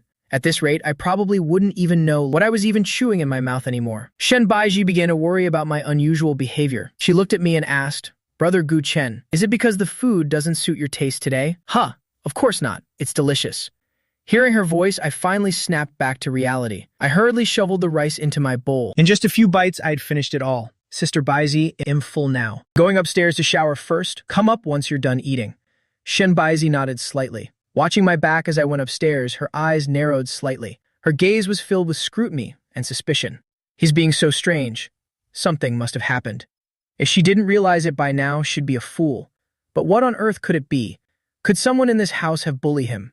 But surely no one in this house would dare be so bold. She glanced at the dinner spread before her. We clearly promised to eat together, yet after barely eating, he just walked away. Shen Beizi was no longer in the mood to continue eating. She set down her chopsticks and called for Uncle Wang, Aunt Zhang, and the other household staff. Shen Beizi asked in a low voice, "Did anyone do anything today to upset Brother Gu Chen or make him unhappy in any way?" Everyone hurriedly shook their heads in unison and replied, "No, ma'am, absolutely not. Even if they had 10 times the courage, they would never dare to provoke any sadness in me." Everyone understood how much Shen Beiji cherished me. After all, having worked here for all these years, they had never seen her treat anyone as gently and thoughtfully as she treated me. Hearing Shen Beiji ask this, calling them out for questioning, they actually felt a sense of relief. Seeing her make such a big deal out of it, they thought they had done something wrong in their work. Still, Aunt Jiang was the most observant. She also noticed that since I returned from my outing, I had been sitting alone in a daze. She remembered when she brought fruit to me, she had to call 3 times before I heard, "Miss, it seems young Master Gu just went out for a bit." When he returned, he looked quite unhappy. "Brother Gu Chen went out today." Seeing Aunt Jiang and Uncle Wang both nod in confirmation, Shen Beiji suddenly felt that she had been negligent. A wave of regret rose in her heart. She hadn't even known that Brother Gu Chen had gone out. Most importantly, he returned carrying such a heavy burden of sadness, and she had no idea what was causing it. She should have assigned 2 people to follow and protect him. That way she could stay informed about whatever was happening. She stood up and walked towards the bedroom. At this moment, I still hadn't come out of the bathroom. Shen Beiji stood staring at the bathroom door for about 2 minutes, then took her clothes to the adjacent bathroom to wash up. By the time she finished bathing and returned to the room, she saw me lying motionless on the bed. I was lying with my back turned to the door, leaving her only a silent view of my silhouette. Hearing movement on the other side of the bed, I knew Shen Beiji had gotten into bed. I turned over and pulled Shen Beiji into my embrace. Holding her tightly, I gently nuzzled my head against her. Inhaling her familiar scent, I felt as if Shen Beiji possessed some kind of magical power. Because every time I caught that fragrance, my heart would find an extraordinary sense of peace. Her small hand gently grasped mine, absent-mindedly playing with my fingers. I matched her pace, gently playing with her hand in return. Suddenly, Shen Beiji asked, "Brother Guchen, is there something you want to tell me?" My entire body suddenly stiffened. My hands, which had been playing, stopped all movement instantly. Why would Shen Beiji suddenly ask me such a thing? Could it be that my outing today, she had already discovered the truth about my company? If I still tried to hide it from her now, Shen Beiji would surely be furious. "Sister Beiji, do you know everything?" But I still want Brother Guchen to tell me himself. Shen Beiji felt like quite the cunning fox, using a baiting tactic to trap an innocent brother like this. But most importantly, she truly wanted to know the whole story. I hesitated for a moment, secretly calculating. Better to just confess everything to clear my conscience. Who would have thought this was a textbook case of confessing before the first blow? In truth, Shen Beiji only asked casually because she saw I was sad. Yet I went and offered up all my secrets myself. I gritted my teeth and decided to take a gamble. I scrambled to sit up in bed. Bowing my head and fiddling with my fingertips, I whispered, "It's true, I did indeed start a company, but you probably know already. It's about to go up in smoke." A look of shock flashed across Shen Beiji's face. Brother Guchen said he has his own company. This man is actually quite impressive. But what on earth does he mean by "it's about to be gone"? She truly had no idea whatsoever.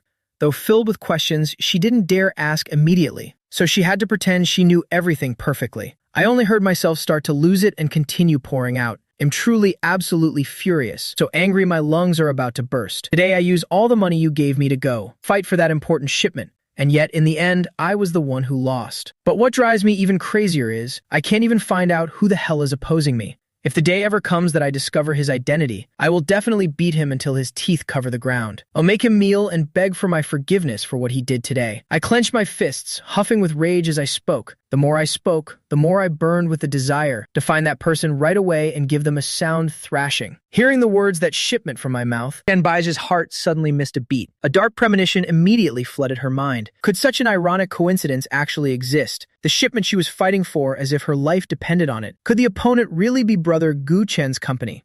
The moment that thought occurred, Shen Beiji was frozen in shock. I finished speaking, but Shen Beiji didn't respond, assuming she was also angry on my behalf. "Sister Beiji, don't you think this is absolutely outrageous too?" The corner of Shen Beiji's mouth twitched awkwardly. She nodded slightly. "Yes, it is aggravating. They really are too much." Exactly. But Brother Guchen, what did you say your company's name was?" Right after I mentioned the name, Shen Beiji's heart, already hanging by a thread, immediately plummeted into a deep abyss. It seemed that the rival company she fought for the shipment with today also had the word "she" in its. Shen Beiji began to feel an overwhelming anxiety. She was 99% sure it was Brother Guchen's company. Having said my piece, my face turned gloomy once again.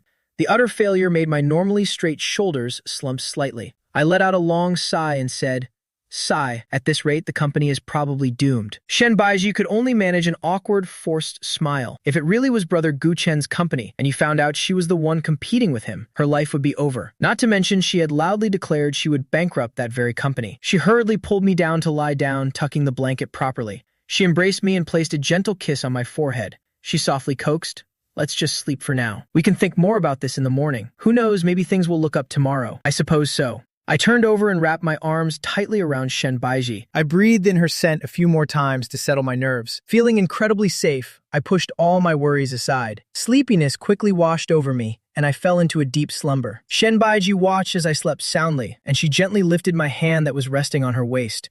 Then, bit by bit, she carefully pulled out the arm I was using as a pillow. She tiptoed softly out of the bedroom.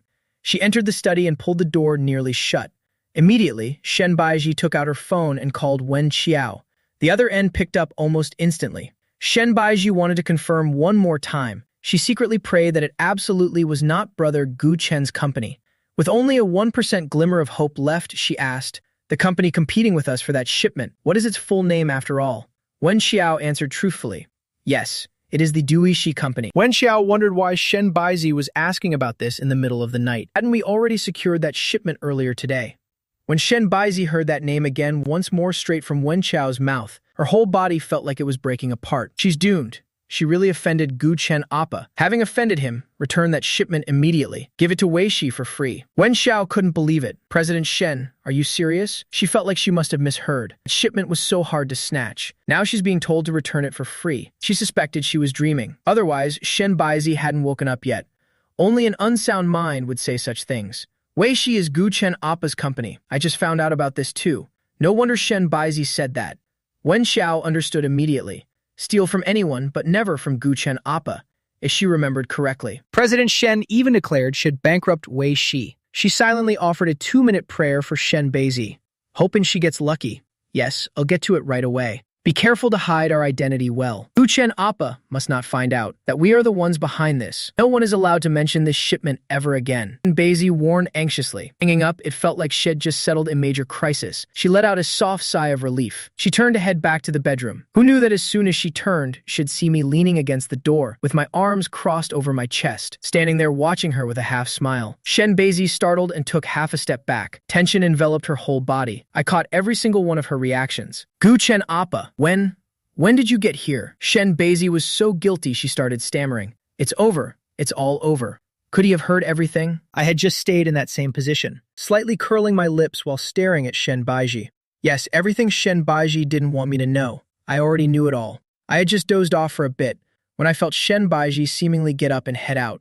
When Shen Baizi stepped out of the bedroom, I also opened my eyes in the darkness. Not sleeping at night, waiting for me to fall deep asleep before sneaking out. Fearing something was wrong with Shen Baizi, I immediately got up and followed her. To my surprise, light was spilling out from the office. I thought that this woman was secretly working in the middle of the night. I intended to call her back to sleep. What couldn't wait until tomorrow morning to be handled. But as soon as I reached the door, I heard from inside the sound of Shen Baizi on the phone. I don't know if it's because my footsteps were too light, or because Shen Baizi was too engrossed in her conversation. But she didn't notice a thing. I stood right there and heard it all. I didn't answer but asked back. Heard what? Is there something you're hiding from me, Baizi, that you don't want me to know? Gu Chen Appa, I really didn't know it was your company. Shen Baizi now looked like a child who had done something wrong. Covering her beautiful face, bowing her head, not daring to look at me. Baizi, you're really something. After saying that, I turned around and left, returning to the bed in the bedroom. No wonder I couldn't find out who the competitor was. It turns out it was Shen Baizi. Why didn't I think of it sooner? Using Shen Baiji's money to snatch things from herself. Thinking of this, I was both annoyed and amused. Who could have predicted this situation?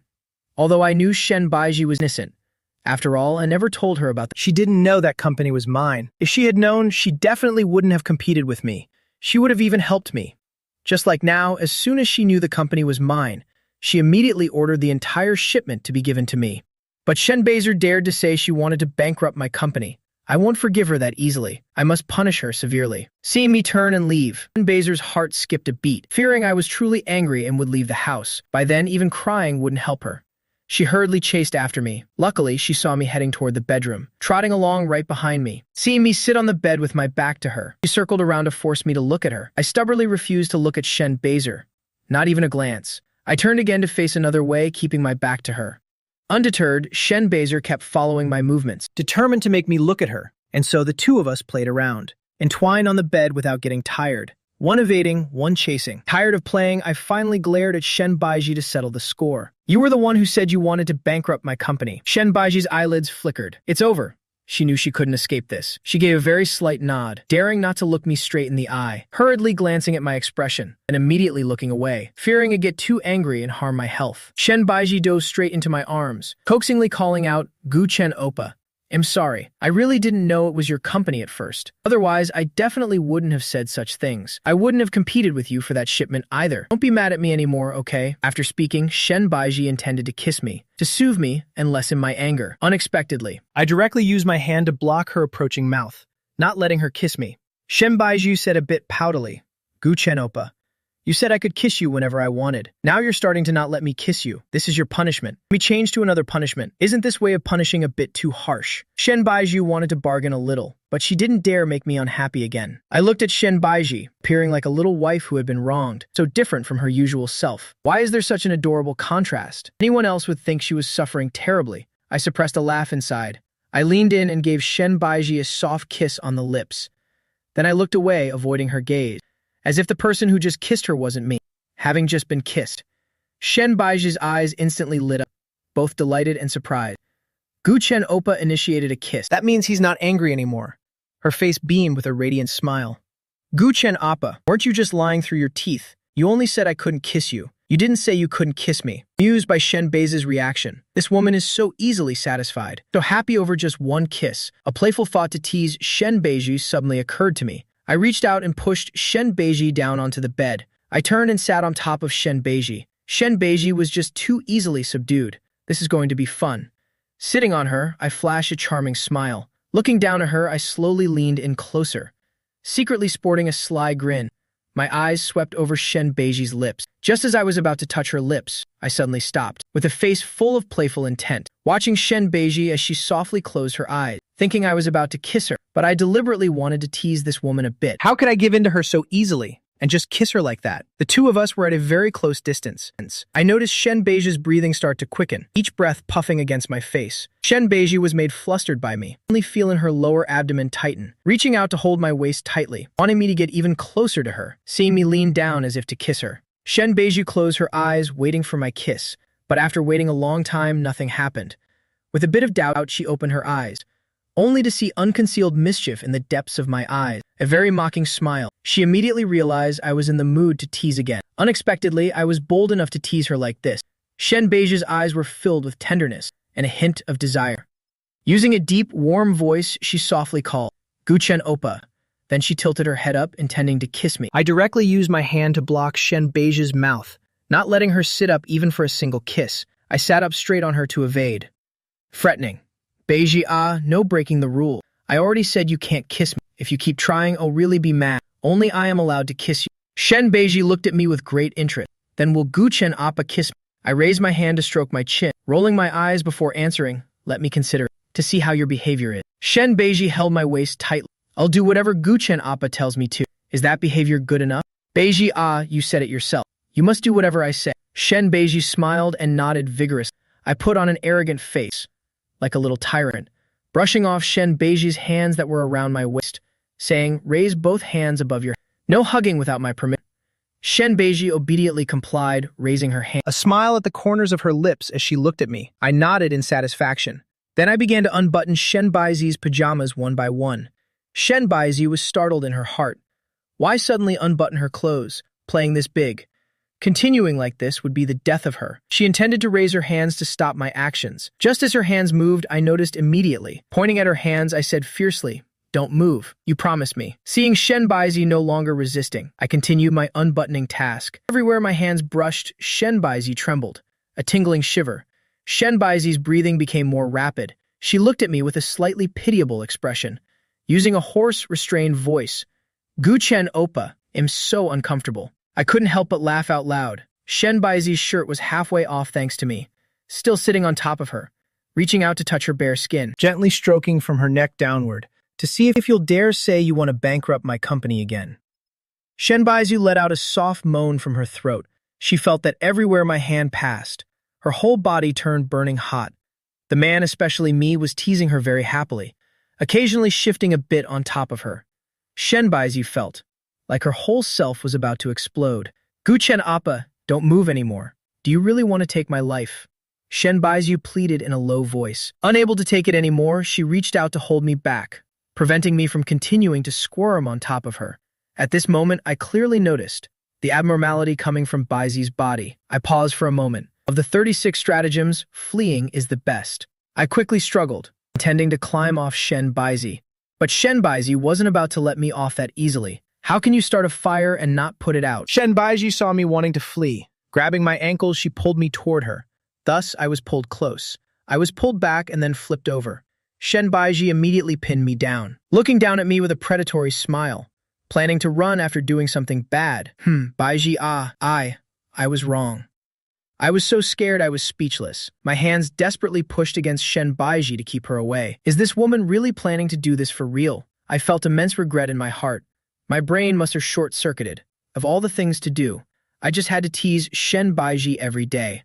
This hoist by one's own petard situation is miserable. Shen Baiji looked at me with amusement, finding her Gu Chen Appa just too adorable. So bold when teasing someone, but now as cowardly as a rabbit. It's too late to realize you're wrong now. After saying this, Shen Baiji held me firm and locked onto my lips. Feeling me struggle slightly, trying to escape, she used her hand to hold the back of my neck tightly, just to prevent me from running away. Slowly deepening the kiss, perhaps due to the lack of oxygen, kissing until my head was spinning. Red flush gradually appeared on my face. My hands, which were pushing against Shen Baiji's chest, gradually moved down to her slender waist.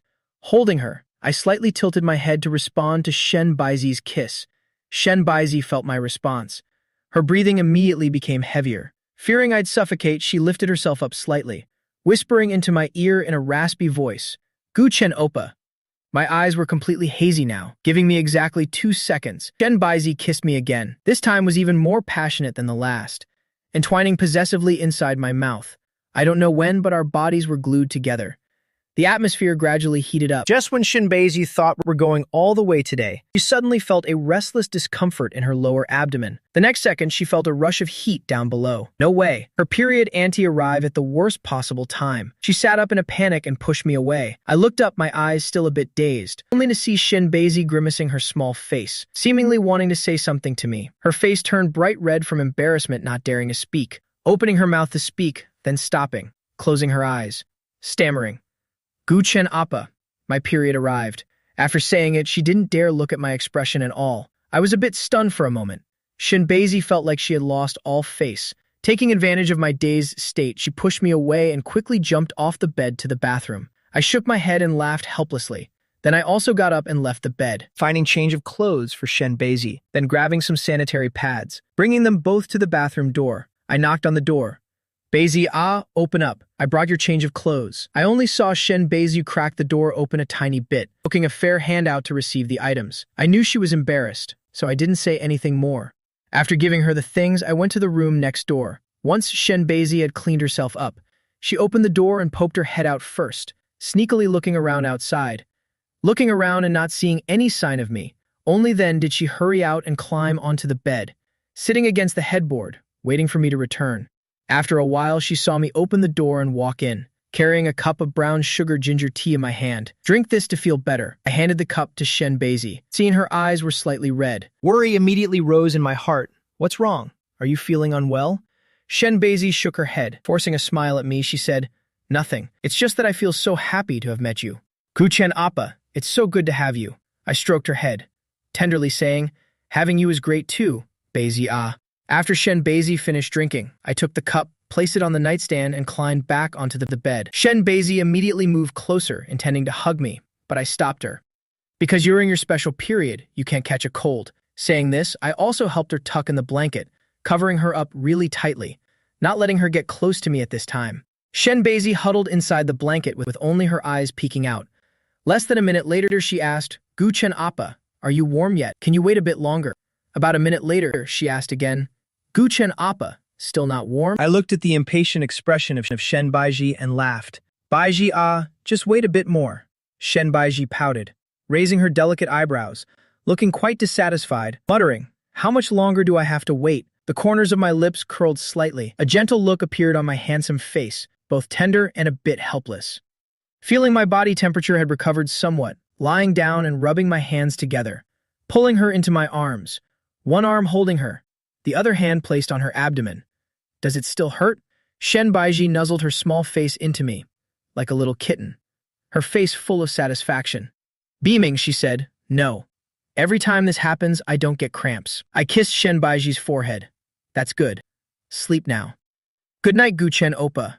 "Good night." The next morning, I was awakened by the phone ringing. Noticing no one was beside me, Shinbeizi must have gone to the company. Feeling the temperature of the bed, she must have been gone for quite a while. I answered the phone. From the other end came an extremely excited voice. "Big brother, big brother." The volume was so loud that it blew away any remaining sleepiness. I moved the phone a bit further away. "Liu Qinghan, am still very much alive. Calling my spirit this early. Am just too excited." Liu Qinghan realized he had indeed been too excited. The voice was a bit too loud. a bit embarrassed, scratching his head. Tell me, what happened to get you so excited? Actually, I already guessed the reason why he was so excited. Seeing this guy was happy, and fearing that if I said the reason directly, it would ruin his mood. So I just asked a question to let Luo Qinghan say it himself. That shipment. Mentioning this, Luo Qinghan couldn't restrain himself. His voice got a bit louder, hurriedly covering his mouth with his hand. Lowering his voice, he spoke again. Big brother, that shipment has been received. The competitor actually gave it to us for free. I'm not dreaming, am I? Yeah.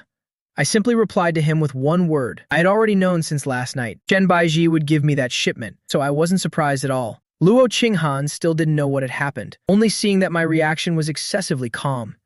Truly, my big brother, so composed. His admiration for me rose by another level. Just take it and maximize its value from now on. Don't let her sincerity go to waste. Yes. After hanging up, I saw the message Shen Baiji sent me. In an instant, all feelings of emptiness vanished, fingers flying over the keyboard. Replying, I know. The company said the shipment has been received. Thank you, Baiji. Love you so much, moi. Then happily going to wash up. Every step was incredibly light. It was clear my mood was very good. This is so boring. Someone save me. Qin Fen was rolling around on his bed, finally splayed out in the shape of the character Da, staring blankly at the ceiling and complaining. It was evident he was really quite free. Thinking back, except for the last time Brother Chen came to find me, there had been no contact since then. Just how busy is this person? Busy to the point of having no time to look my way. Picking up the phone that had fallen under the bed, opening the chat window with me. It was still messages from a few days ago. I sent him a sticker, fingers tapping on the keys, sending me a message. Brother Chen, please, save me. Also attaching a heart-wrenchingly crying icon. Very quickly after, he received a reply from me. You're really bored out of your mind. Speak up, where do you want to go? Today, your big brother will escort you out to play. Qin Fen laughed happily, replying with a bit of flattery. Truly, no one understands me like Brother Chen. Let's go to the shopping mall. Eat to our heart's content. Shop till we drop. I replied, all right, then get ready quickly. Wait at home for me to pick you up. Xin Feng suddenly felt like he was being pampered. Gu Chem is clearly half a year younger than me, yet it's brother this and brother that. He curled his lips, secretly delighted. After everything was ready, I drove toward Qin Feng's house, preparing to pick him up. I completely failed to notice that as soon as I left, two big guys were also driving a car following closely behind. They were people Shen Beiji had specifically arranged. The two of them were responsible for protecting my safety. They would report immediately to Shen Beiji if anything happened. Most importantly, I must not find out, fearing I would feel like I was being surveilled. I drove to the bottom of Qin Feng's building. Just as I was about to call and say it arrived, I saw Qin Feng walking out from inside. Qin Feng recognized my car with just a glance, excitedly running fast to the car door, opened the passenger door and hopped inside. He looked at me with a giggling face. His breathing was a bit unsteady. While buckling his seatbelt, he exclaimed, Whoa, Brother Chen, long time no see. Seems like you've gotten even more handsome, huh? He gave me a cheesy, flirtatious wink after saying that. I burst out laughing at Qin Feng's little antics. I started the car. Didn't we just see each other a few days ago? You still dare to call that a few days ago? It's been forever. Come on, tell me where you've been and what you've been doing. You coaxed me and then just tossed me aside like that. If it known, I wouldn't have made up with you so soon. If you were a girl, you'd definitely be a total heartbreak. The corners of my mouth curled up. My eyes narrowed with a smile. Deep down, I felt like this was really nice. The two of us are still the same as before. In this moment, I truly cherish Qin Feng. Whenever he's with me, he never runs out of things to say. His mouth just keeps chattering away. He can talk about anything, Brother Chen. If I were a girl, it'd definitely chase you. You wouldn't have to be single anymore. Actually, you know me well enough. Love is way too troublesome. Better to stay single. Qin Feng felt that love was an incredibly complicated mess. You love, then you break up. You break up, then you suffer. Why be so cruel to yourself? So it's best not to date all. Any random woman better not even get him. Once you meet the right person, you won't think like that. Of course, I knew what Qin Feng was worried, but when the person truly meant for you appears, all those worries won't matter anymore. Qin Feng looked at me as I drove with a suggestive smile. The way he looked at me gave me goosebumps. Spill it. Did something happen? I played dumb, pretending not to know what Qin Feng was getting at. Huh? What do you mean by something? Brother Chen, keep on acting. Tell me, just tell me already. Qin Feng was dying to know. He saying that meant something was definitely up. Suddenly thinking of that woman named Su Qin. Qin Feng's face darkened instantly. He asked quite seriously, Gu Chen, don't tell me you. Don't tell me you. I looked at Qin Feng bewildered. Why did his expression change so fast? I hadn't even said anything yet. No idea what he was thinking about now. Don't tell me I what? You didn't get back with that toxic Su Qin, did you? Just then, the traffic light ahead turned red. Hearing Qin Feng say that, I slammed on the brakes. Qin Feng, what the hell are you talking about? I'd rather be alone forever than be with her. I wish I could tear her to pieces. At the mention of her, my eyes were filled with pure hatred. Qin Feng felt relieved seeing my reaction. Why does Brother Chen suddenly hate Su Qin this much? He wasn't like this before when she was mentioned. But as long as he sees her for who she is, that's fine. I thought you were blinded by her again. You scared me to death. I glanced at Qin Feng and smiled, knowing he was truly worried about me. The light turned green and I continued driving toward our destination. I have something to tell you. I'm afraid you'll be even more terrified by this. Go on, let's see what else could possibly be scarier than what you just said. Shen Beiji and I are together now. What? Who? Qin Feng sat bolt upright in shock. He doubted whether his ears had heard correctly. Shen Beiji? Is it that Shen Beiji? Qin Feng asked in rapid succession, flustered. I laughed a bit helplessly. How many Shen Beijis do you think are around here? Plus, I've already moved in with her. I delivered another blow of shock. After hearing that, Qin Feng was completely frozen in horror. How could so much happen in just a few days? He found it hard to process everything immediately. What? Qin Feng let out a scream, making me lean away to the side. Didn't you say before that you were scared whenever you saw her? Said she never smiles. Radiates an icy, don't bother me vibe. Said she sought you out a few times, and you ran away as fast as you could when she tried to approach. How did you suddenly end up living together? You weren't forced by her, were you? Except for this reason. Qin Feng really couldn't think of any other explanation. I burst out laughing. I really had to admire Qin Feng's imagination. If I were forced, would I even be standing here right now? Qin Feng looked thoughtful and nodded. True, if it were actual coercion, you'd probably be locked up at home and never allowed out. Otherwise, you might run away and never come back. You don't look forced at all, so you must really like her. That's why you want to be with her. I spoke with a look of pride clearly on my face. Exactly. Liking Shen Beiji is something to be very proud of. But how did you fall for her so fast? Did she save your life or something? Qin Feng was just joking. The pace of this whole thing was just too fast. The two of you moved in together just like that. Qin Feng's words were casual, but I answered very seriously. Yes, she saved my life in my past life. She even sacrificed her own life for me. In the past life, Shen Beiji gave her life to save mine. In this life, I must use my love, and my entire life to be by her side. Qin Feng thought I was talking nonsense, so he didn't pay any mind. I quietly recalled the times I had met Shen Beiji before. We hadn't interacted much, but this woman was indeed very beautiful.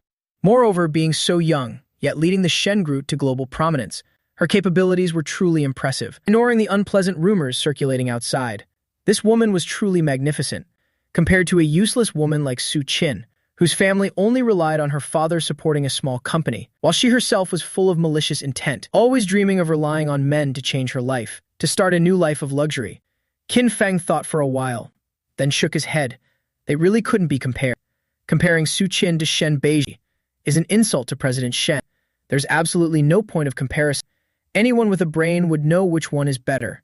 Then he looked at me and matching with Shen Beiji isn't a bad deal at all. Actually, it sounds like you hit the jackpot.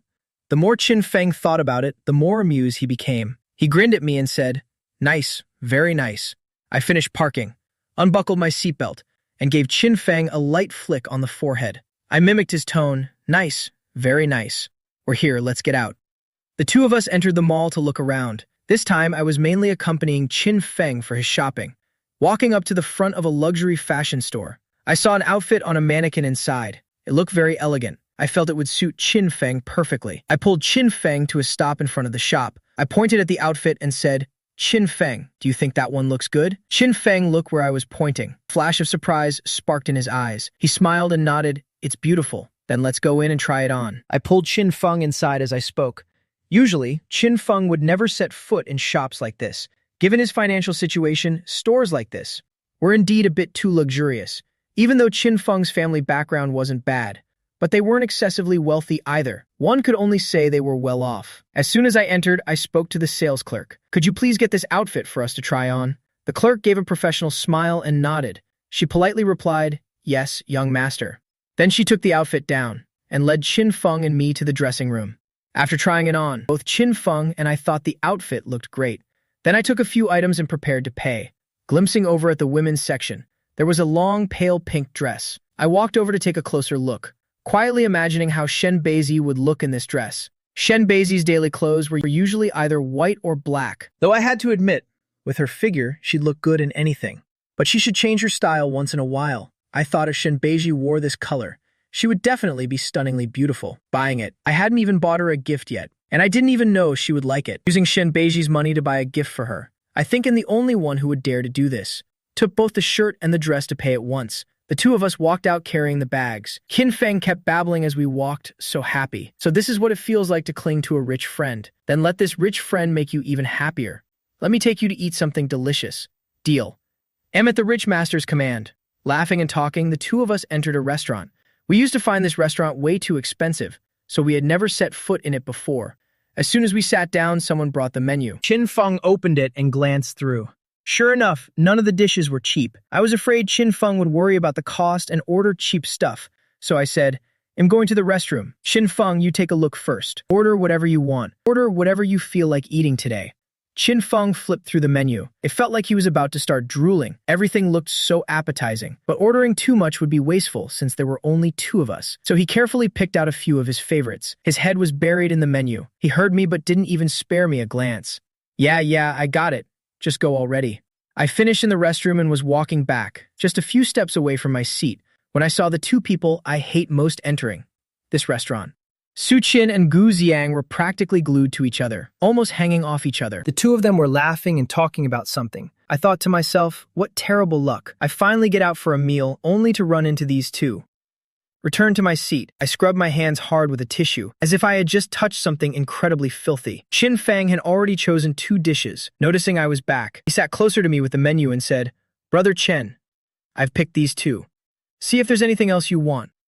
Sure, you look and see if there's anything else. Right after I finished speaking, a fake-sounding voice rang out, Brother, why are you here for dinner too? Qin Feng and I looked up at the same time, saw Gu Xiang walking over. Su Qin was trailing right behind him. What? You can come here, but I can't. I spoke coldly, and Gu Xiang quickly replied, Brother, I didn't mean it like that. I'm just so happy.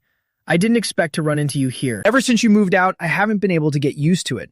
Brother, could you please move back home? I was just about to open my mouth to respond, when Qin Feng, sitting beside me, suddenly let out a sneer. He spoke up sarcastically. You're not used to it. If you're not used to it, then you should move out too. You're already ugly, but your daydreams are quite beautiful. Hearing Qin Feng's words, I lowered my head trying to suppress a laugh, but in the end, I couldn't help but burst out laughing. I had to say, Qin Feng's savage remarks were truly effective. Qin Feng had already found Gu Xiang an eyesore for a long time.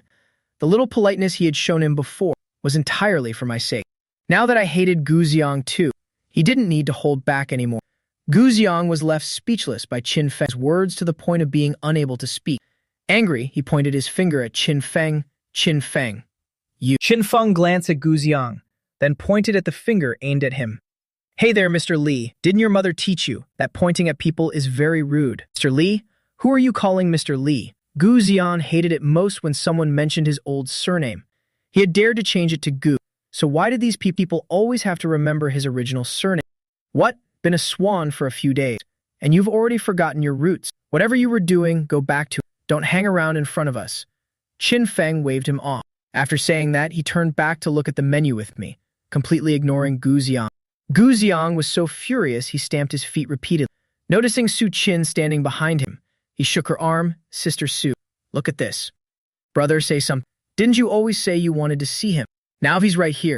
If you have something to say, say. After speaking, he gave her a gentle nudge forward, winking at Su Qin, telling her to take the initiative to approach me. Su Qin saw that I didn't even bother to look up, so she put on a fawning, smiling face. Leaning down, she said, That's right. Gu Chen, it's been a long time since we've happened to meet like this today. Why don't we have a meal together? I pretended like I hadn't even noticed her, looking up with a look of surprise. Oh, why are you here too? I didn't realize you were here. How is it that every time my little brother is around, you're always there as well? I asked that on purpose, to see how she was planning to act this out.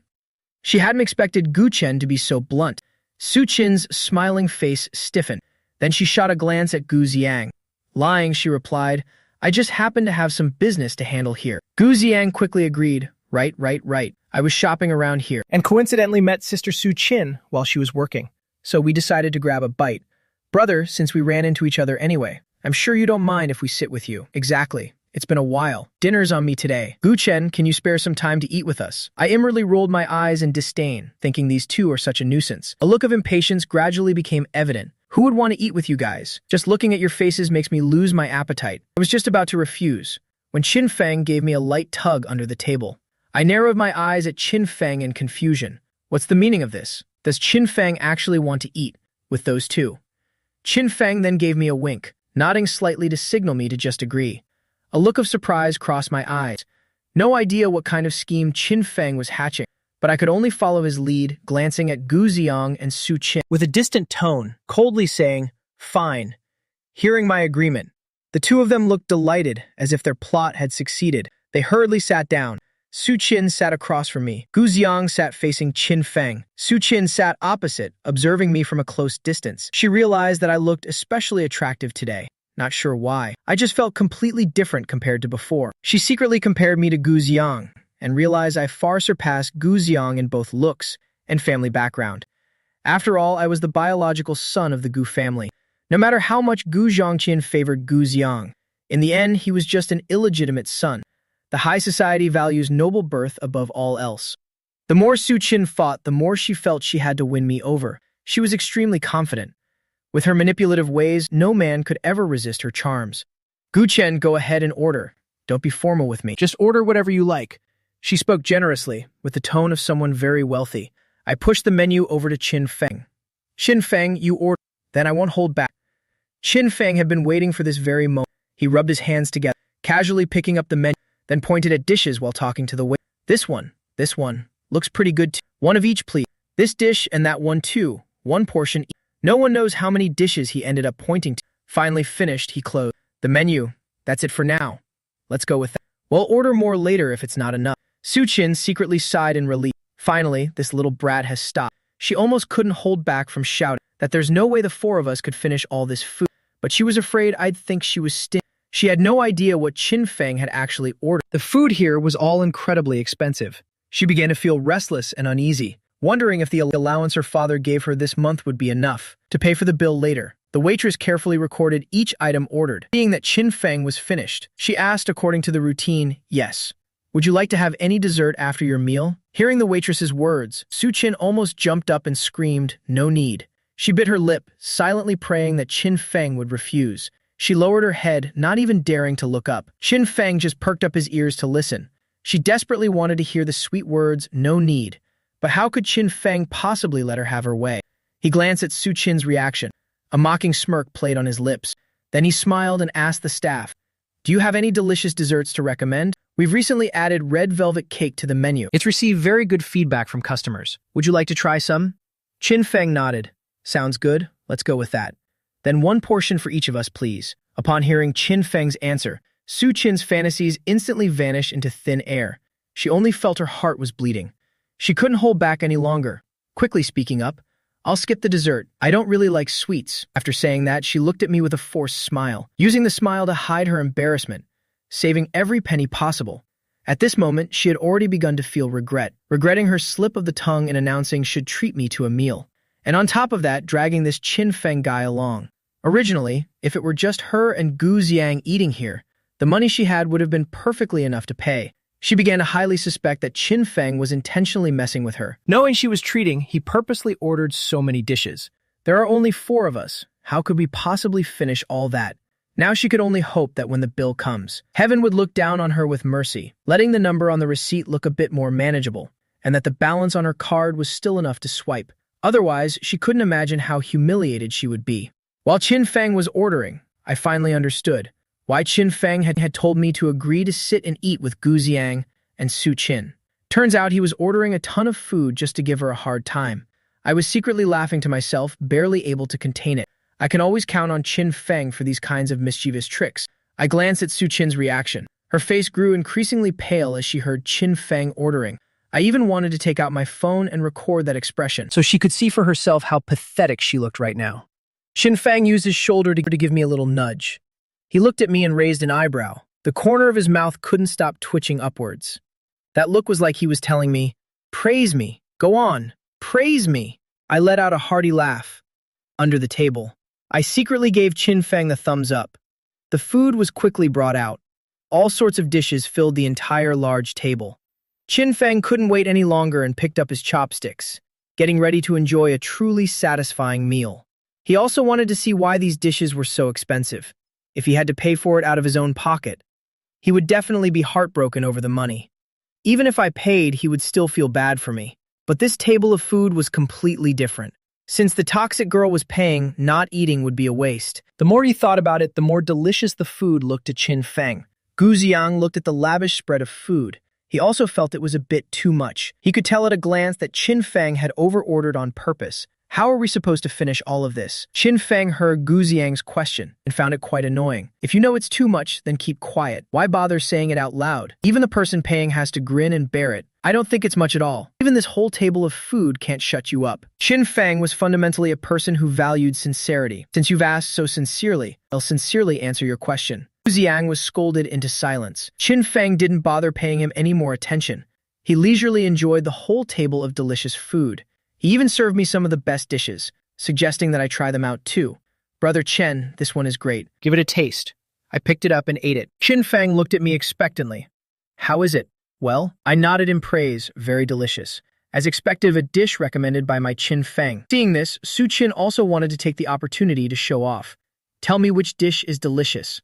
Brother Gu Chen. Before she could even finish her sentence, I didn't even bother to look up at Su Qin once. I coldly reminded her, no talking while eating, no talking while sleeping. Su Qin's face immediately turned sour. Being spoken to so bluntly by me, she felt so humiliated she didn't know where to hide her face. Was I implying that she had no manners? Kept my head down and focused on eating. I wouldn't let the person I hate sitting in front of me affect my appetite in the slightest. You must never waste a delicious meal. When I found something tasty, I shared it with Qin Feng. The two of us chatted while we ate. The atmosphere was incredibly pleasant. On the other hand, Gu Zian and Su Qin could only eat in silence. The food tasted like wax to them. Hearing the sound of happy laughter coming from Qin Feng and me, deep inside they were filled with intense hatred. What no talking while eating, no talking while sleeping? It was just an excuse I used to shut them up. Gu Ziang felt even more resentful and indignant. He looked at Su Qin beside him. Then he looked at me sitting across from them. Suddenly, an idea popped into his head. The corners of his mouth curled up, his eyes gleaming with calculation. While no one was paying attention, Gu Ziang took out his phone and stealthily placed it at the edge of the table. He pointed the lens towards Su Qin and me. After angling it perfectly, he quickly pressed the shutter button. Gu Ziang looked at the two people in the photo. Satisfaction caused a smirk to form on his face. Looking at the photo, it appeared as if Gu Chen and Su Qin were sharing a meal, alone. Coincidentally, Su Qin was looking directly at me, and at that exact moment. I don't know what funny story Qin Feng had told, but I was laughing quite brightly. Anyone seeing this photo would think that we were on a date. He searched for Shen Bei's name in his contact list. He selected the photo and hit send. Gu Ziang saw that the message was successfully sent. A cold smile lingered on his lips. When he looked up, he returned to his calm and collected state. His expression was as if nothing had happened. Recalling how he got Shen Bei's contact info, it was only through his manipulative schemes that he obtained it. That time on a rainy day, I was sick. Shen Beizi was incredibly worried when she heard the news. She bought a lot of medicine and stood outside my building all night, but I didn't see her then. Only Gu Ziang knew the real reason behind that. The reason I didn't see her was that he interfered. I was deliriously ill at the time. I had no idea Shen Baiji had come to see me. Gu Ziang knew very well, but he was determined not to let her meet me. Back then, it was him. Gu Ziang approached Shen Baiji step by step, telling her, "My brother doesn't want to see you. Please go home. Why don't we become friends? I'll give you updates on his condition anytime, so that you can be at peace." Shen Baiji agreed, and after they became contact, Gu Ziang did indeed send her reports occasionally about my health status to Shen Baiji. At that time, Shen Baiji even replied to his message. She even took the initiative to ask about me. But once I had fully recovered, no matter how many messages he sent her, he never received a single reply. She wouldn't even send him a simple okay.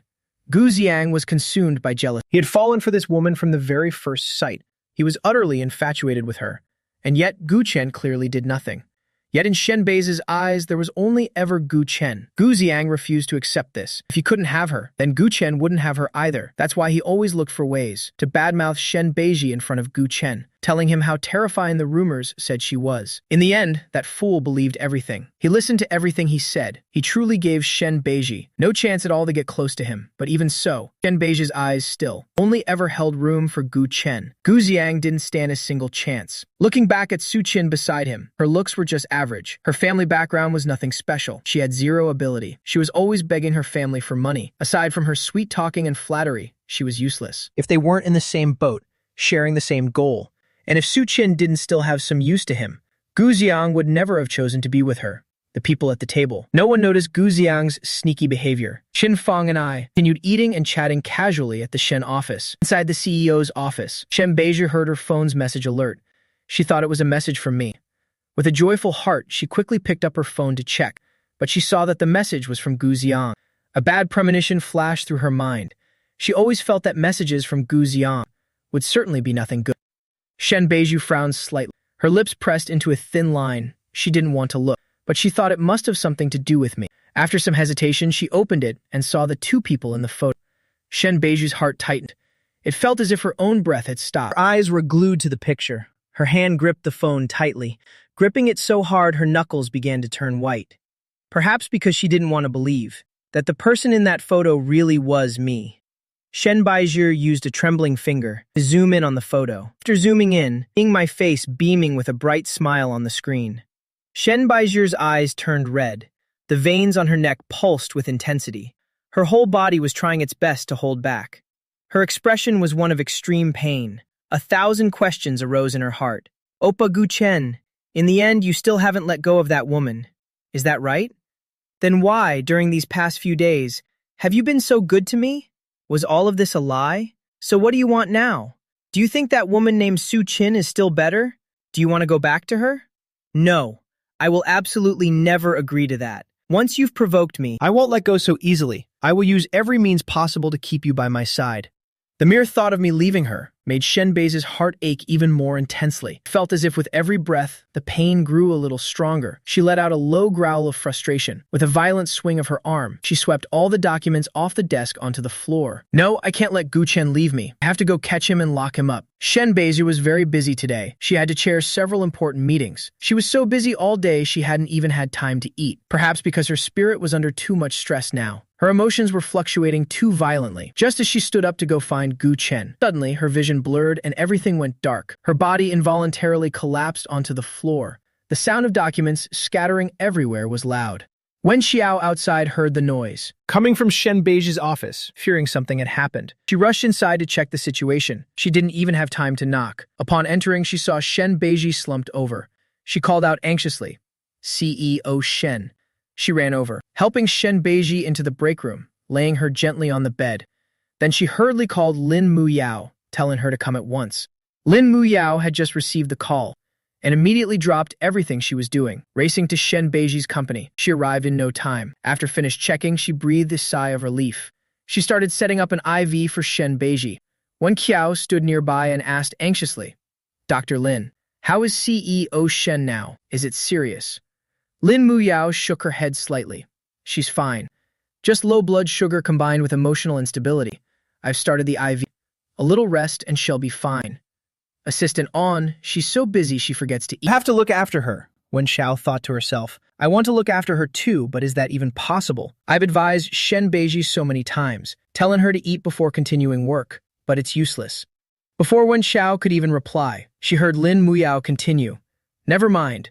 Even I can't handle that stubborn temper of hers. Let alone you." Wen Xiao nodded repeatedly in agreement. A short while later, Lin Muyao's phone rang. Afraid of disturbing Shen Beiji's rest, she went to the door to answer it, then returned to Wen Qiao's side. Watching Shen Beiji in a deep sleep, she told Wen Qiao, "Keep an eye on the IV, pull it out when it's done. Something came up at my hospital. I have to rush back. Call me anytime if something happens." Wen Qiao nodded. She replied solemnly, "Yes, don't worry." I don't know how much time passed. Shen Beiji woke up. Her eyes stared blankly at the ceiling. Consciousness gradually returned to her. She blinked slightly. A single tear silently rolled down from the corner of her eye, falling down. She casually wiped it away with her hand. Seeing the IV needle in her hand, like a sulky child, she forcefully ripped it out. Blood quickly began to ooze from the injection site. Wen Xiao, who was watching over her, saw Shen Beiji wake up. She was feeling relieved. But the next second, she saw Shen Baizi rip the needle out. Her expression changed instantly. She hurriedly grabbed a cotton swab to apply pressure and stop the bleeding. This behavior was truly too reckless, but she didn't dare say it. Before Wen Xiao could even apply pressure for 2 minutes, Shen Baizi brushed her hand away. She struggled to get up and leave the bed. She absolutely had to go catch Gu Chen and bring him home. She was afraid Gu Chen would never return, that he would never come back to that home again. But as she sat on the edge of the bed, she hesitated. She wondered, what if she used force to bring him home? And Gu Chen started to cry. She couldn't bear to see his tears. At that moment, she would surely soften her heart again. If Gu Chen cried and begged her then, begging her to let them be together, what would she do? Shen Baizi didn't know what to do anymore. She rested her elbows on her knees and bowed her head. Her fingers ran deep into her hair, with a voice full of despair. What should I do? Tell me, what should I do now? Wen Xiao stood nearby. She was both nervous and curious. She felt extremely awkward. She didn't understand what had happened, let alone what was the right thing to do. Wen Xiao, out of her duty as an assistant, and her concern for Shen Baizi, she still spoke up. CEO Shen, do you need me to do anything? Shen Baizi didn't answer. She kept her head down, seemingly deep in thought. It was clear to see. A lonely aura constantly radiated from her. After a long while, just as Wen Xiao thought Shen Baizi wouldn't reply, she finally spoke. Tell the 2 men following Brother Gu Chen to bring him home immediately. Tell them it's my order. Once back without my permission, no one is allowed to let him out of the bedroom. Wen Xiao hesitated slightly. EO Shen, do you really want to do this? She was mainly afraid Shen Baizi would regret it. Weren't the 2 of you doing so well a few days ago? Back then you said Gu Chen was moving in with you. You even used that to tease her, mocking her for being a single dog every time you spoke. But now, what on earth has happened? Serious enough to place Gu Chen under house arrest like this. If Gu Chen never forgives Shen Baizi in the future, then she will be the one to suffer in the end. She struggled within herself for a moment. She took a risk and made up her mind. Wen Xiao finally chose to advise the CEO. Must you really do this? If something's wrong, you can go and talk frankly with Master Gu.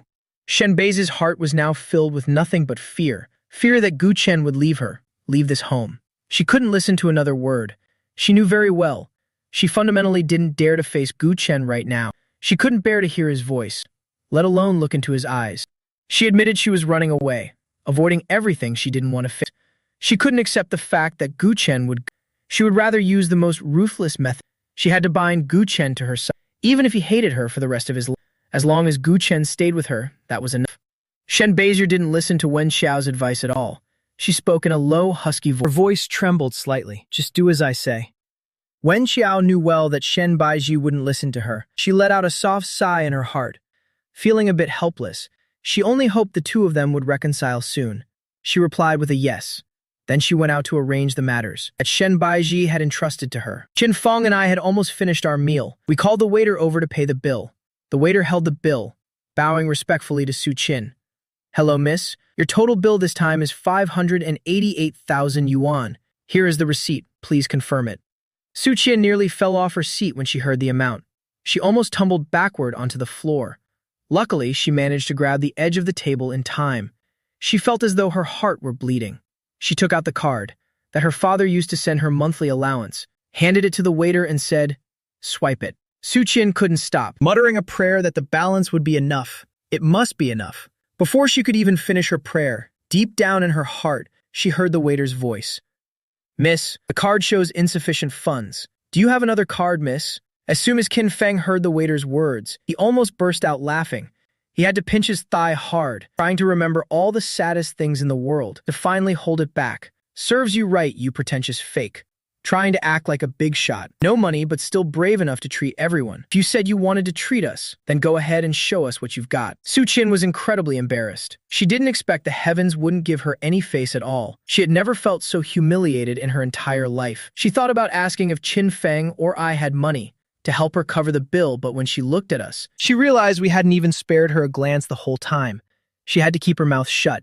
In the end, she couldn't say a word. She turned to look at Gu Xiang. A flicker of hope appeared in her eyes. She leaned in closer to Gu Xiang. Lowering her voice, she whispered, "Little brother Xiang, could you help me pay the rest of the amount?" Of course, Gu Xiang absolutely didn't want to. He knew Su Qin didn't have much money, but he didn't realize she was this broke. Though he knew this restaurant was expensive, being unable to pay the bill was just pathetic. He found this woman more and more useless. but the waiter was still standing there waiting. If Suchin wasn't ashamed, he was embarrassed for her. However, if she wanted him to pay, she was dreaming. But he still had to pretend a little. He squeezed out an apologetic smile, softly saying to Suchin, "Sister Suchin, I just bought so many clothes and models. I spent all my money for this month." Hearing this, Suchin's blood boiled with rage. Her eyes, wanting to strike someone, glanced around. In the end, she still had to suppress her anger. She rummaged through her wallet, pulling out all her credit cards, tossing them onto the table, watching as every single card was swiped until empty, finally finishing the payment for this wretched meal. Suchin let out a sigh of relief. But less than 2 seconds later, she panicked about the credit card debt. The days ahead, she would probably have to tighten her belt for a while. No, she absolutely had to keep pursuing Gu Chen. She had to win him. By then, the shares left by his mother would all belong to her. She needed to make a thorough plan. How to make his father cough up more money for her. Payment done, Qin Feng dragged me right out of her, without looking back even once. As soon as we stepped out of the restaurant, Qin Feng glanced back. There was no sign of Zhu Xiang or Su Qin behind us. He finally couldn't hold it in anymore. Qin Feng laughed so hard he couldn't stand up straight. He kept laughing as he walked, muttering, "That was hilarious." Chen Appa, did you see the look on her face back then? When she heard insufficient funds, her face turned pale as a sheet. I've never seen such a funny expression. Ha ha ha, I wanted to laugh too. The corners of my lips just kept curving up. Seeing Qin Feng laugh until his stomach cramped, I couldn't help but grin along with him. I had to hold Qin Feng up, because I was afraid he'd laugh until he fell on the ground. All right, stop laughing, or you'll get wrinkles all over your face. Qin Feng stood up straight, gently pressing the corners of his eyes with his fingers. He laughed until tears almost came out.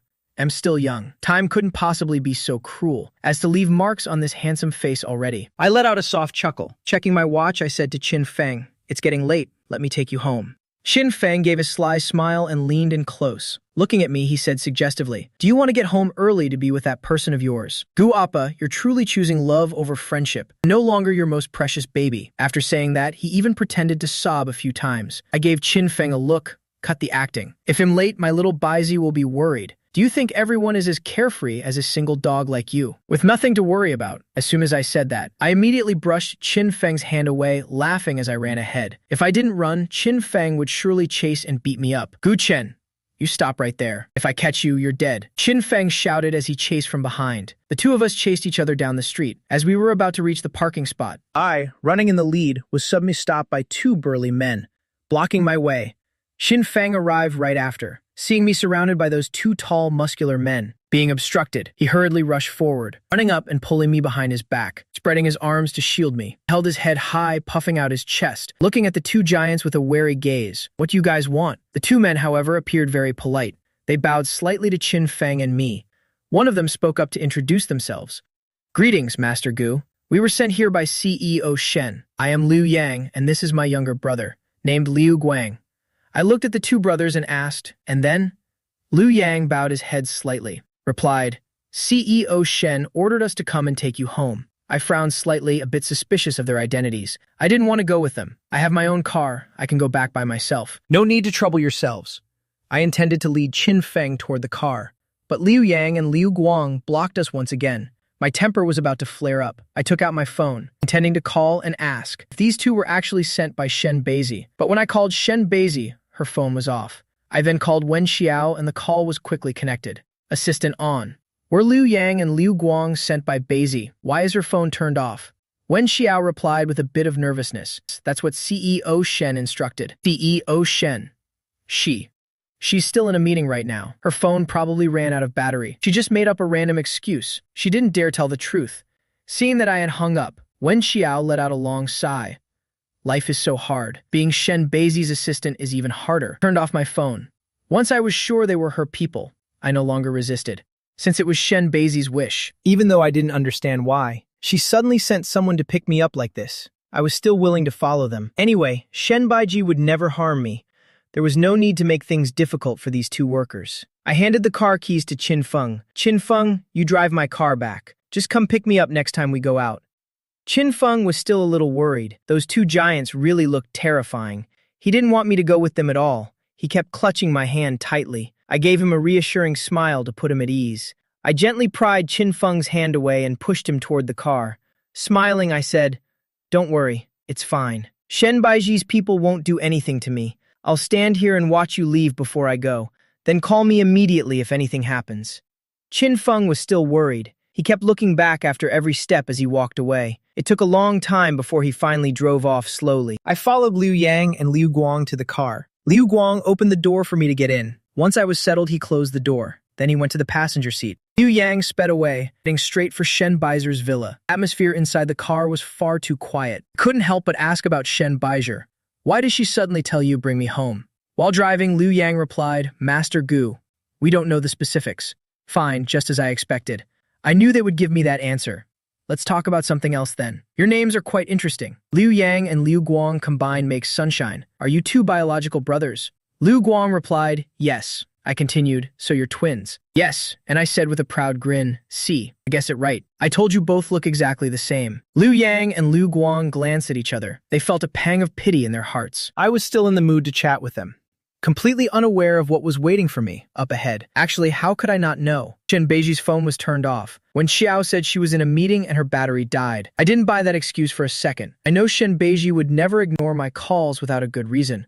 Moreover, specifically sending 2 people to take me home. Calling it picking me up sounds nice, but in reality, they were here to seize me. This isn't like anything Shen Beiji would normally do. Something must have happened for things to end up like this. I obediently followed them back, simply because I didn't want to hurt Shen Beiji.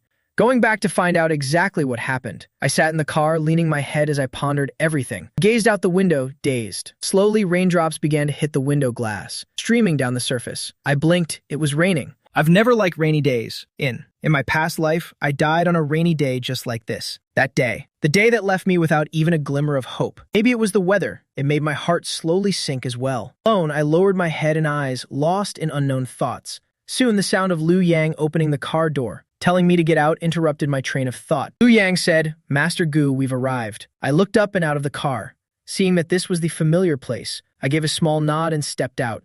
Once out, I walked straight into the villa. Liu Yang and Liu Guang followed right behind me, always keeping exactly 1 pace away as they followed me into the hall. Butler Wang and Auntie Zhang were both there. They had also received word from Wen Qiao, saying that by Shen Beizi's orders, I was not allowed to leave my room even for a step. During this time, Wang and Zhang had witnessed every single moment between me and Shen Beiji. They had seen it all. Shen Beiji's sudden command made both of them very anxious. They thought I would make a scene and start shouting. So they waited for me to return, wanting to advise and comfort me.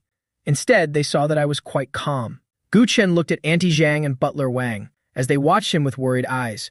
I gave them a reassuring smile and said, Butler Wang, Auntie Zhang, it's okay, you two should go get some rest. With that, I turned around, and without a word, I walked straight upstairs. Liu Yang and Liu Guang followed me up, waiting until I entered the bedroom and closed the door. Then they both stood guard, one on each side of the door. I went into the room and straight to the bathroom to wash up. After showering, I saw Shen Beiji still hadn't returned. My eyes lowered slightly in disappointment. Picked up the phone to call her, wanting to ask when she would be back, but the call went straight to voicemail. I felt a bit anxious, wondering if something had happened to Shen Beiji. I had to call Wen Xiao instead. Wen Xiao answered quickly when she saw it was me. Where is Shen Beiji? Tell her to pick up the phone, I spoke bluntly. Wen Xiao told me to wait a moment. Then she covered the receiver and walked over. She whispered to Shen Beiji, President Shen, Master Gu is calling. He wants to speak with you. Ever since she woke up, Shen Beiji had buried herself in work. She wanted to use work to numb herself, so her heart wouldn't feel so much pain. Hearing Wen Xiao say I was looking for her, while typing on the computer, those busy hands suddenly froze. Her lips pressed thin, her fingers tightened, as if she had made a massive decision. Then she forced a bitter smile and waved Wen Xiao away. Wen Xiao understood that Shen Beiji just didn't want to talk. She let out a soft sigh, then stepped out to answer me, Master Gu. I just checked, President Shen is still busy. So when I heard Wen Xiao's words, I knew Shen Beiji was avoiding me, purposely refusing to answer my call. I replied with disappointment, all right. As I was about to hang up, I still felt uneasy about Shen Beiji. I quickly asked, Shen Beiji, she's okay, right? She's fine, Master Gu. Don't worry. That's good then. Goodbye. I hung up. Hearing she was okay made me feel much more relieved. The rain outside grew heavier and heavier, even from inside the room. I could hear the rain lashing against the windows. I looked around the empty room.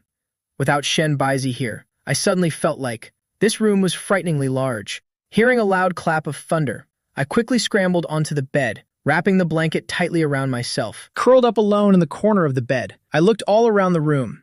Night had fallen deep, But I didn't feel sleepy at all. Without Shen Beiji, without her here, I didn't dare sleep. Nor did I dare turn off the light. I missed her so much my eyes grew red. My hands trembled. I reached out from the blanket to grab my phone. Once I had it, I quickly ducked back under the covers. I called Shen Beiji, but it was still turned off. Listening to the automated female voice on the phone, I finally couldn't take it anymore and buried my face in the blanket, sobbing. The more I thought, the more aggrieved I felt. Crying, I mumbled curses. You rotten Shen Beiji. Mean Shen Beiji. You won't even come home. Fine, then don't ever come back. How dare you not answer my calls? I'll never pay attention to you again. You didn't even explain what happened. You just set people to guard me. If you're so tough, don't let me for the rest of my life. Before I could finish my sentence, suddenly a bolt of lightning tore through the silent sky, followed by a thunderous roar, like continuous battle drums pounding in my ears. I was so terrified I forgot what I was about to say. I could only curl up tightly under the blanket. I don't know if it was from the fright, but I felt a sharp, stabbing pain in my stomach. I clutched my stomach with all my might. I had never felt a pain like this before. Gradually, the pain became more and more intense. It hurt so much I couldn't even sit up straight. I slumped onto the bed, curling up and clutching my abdomen.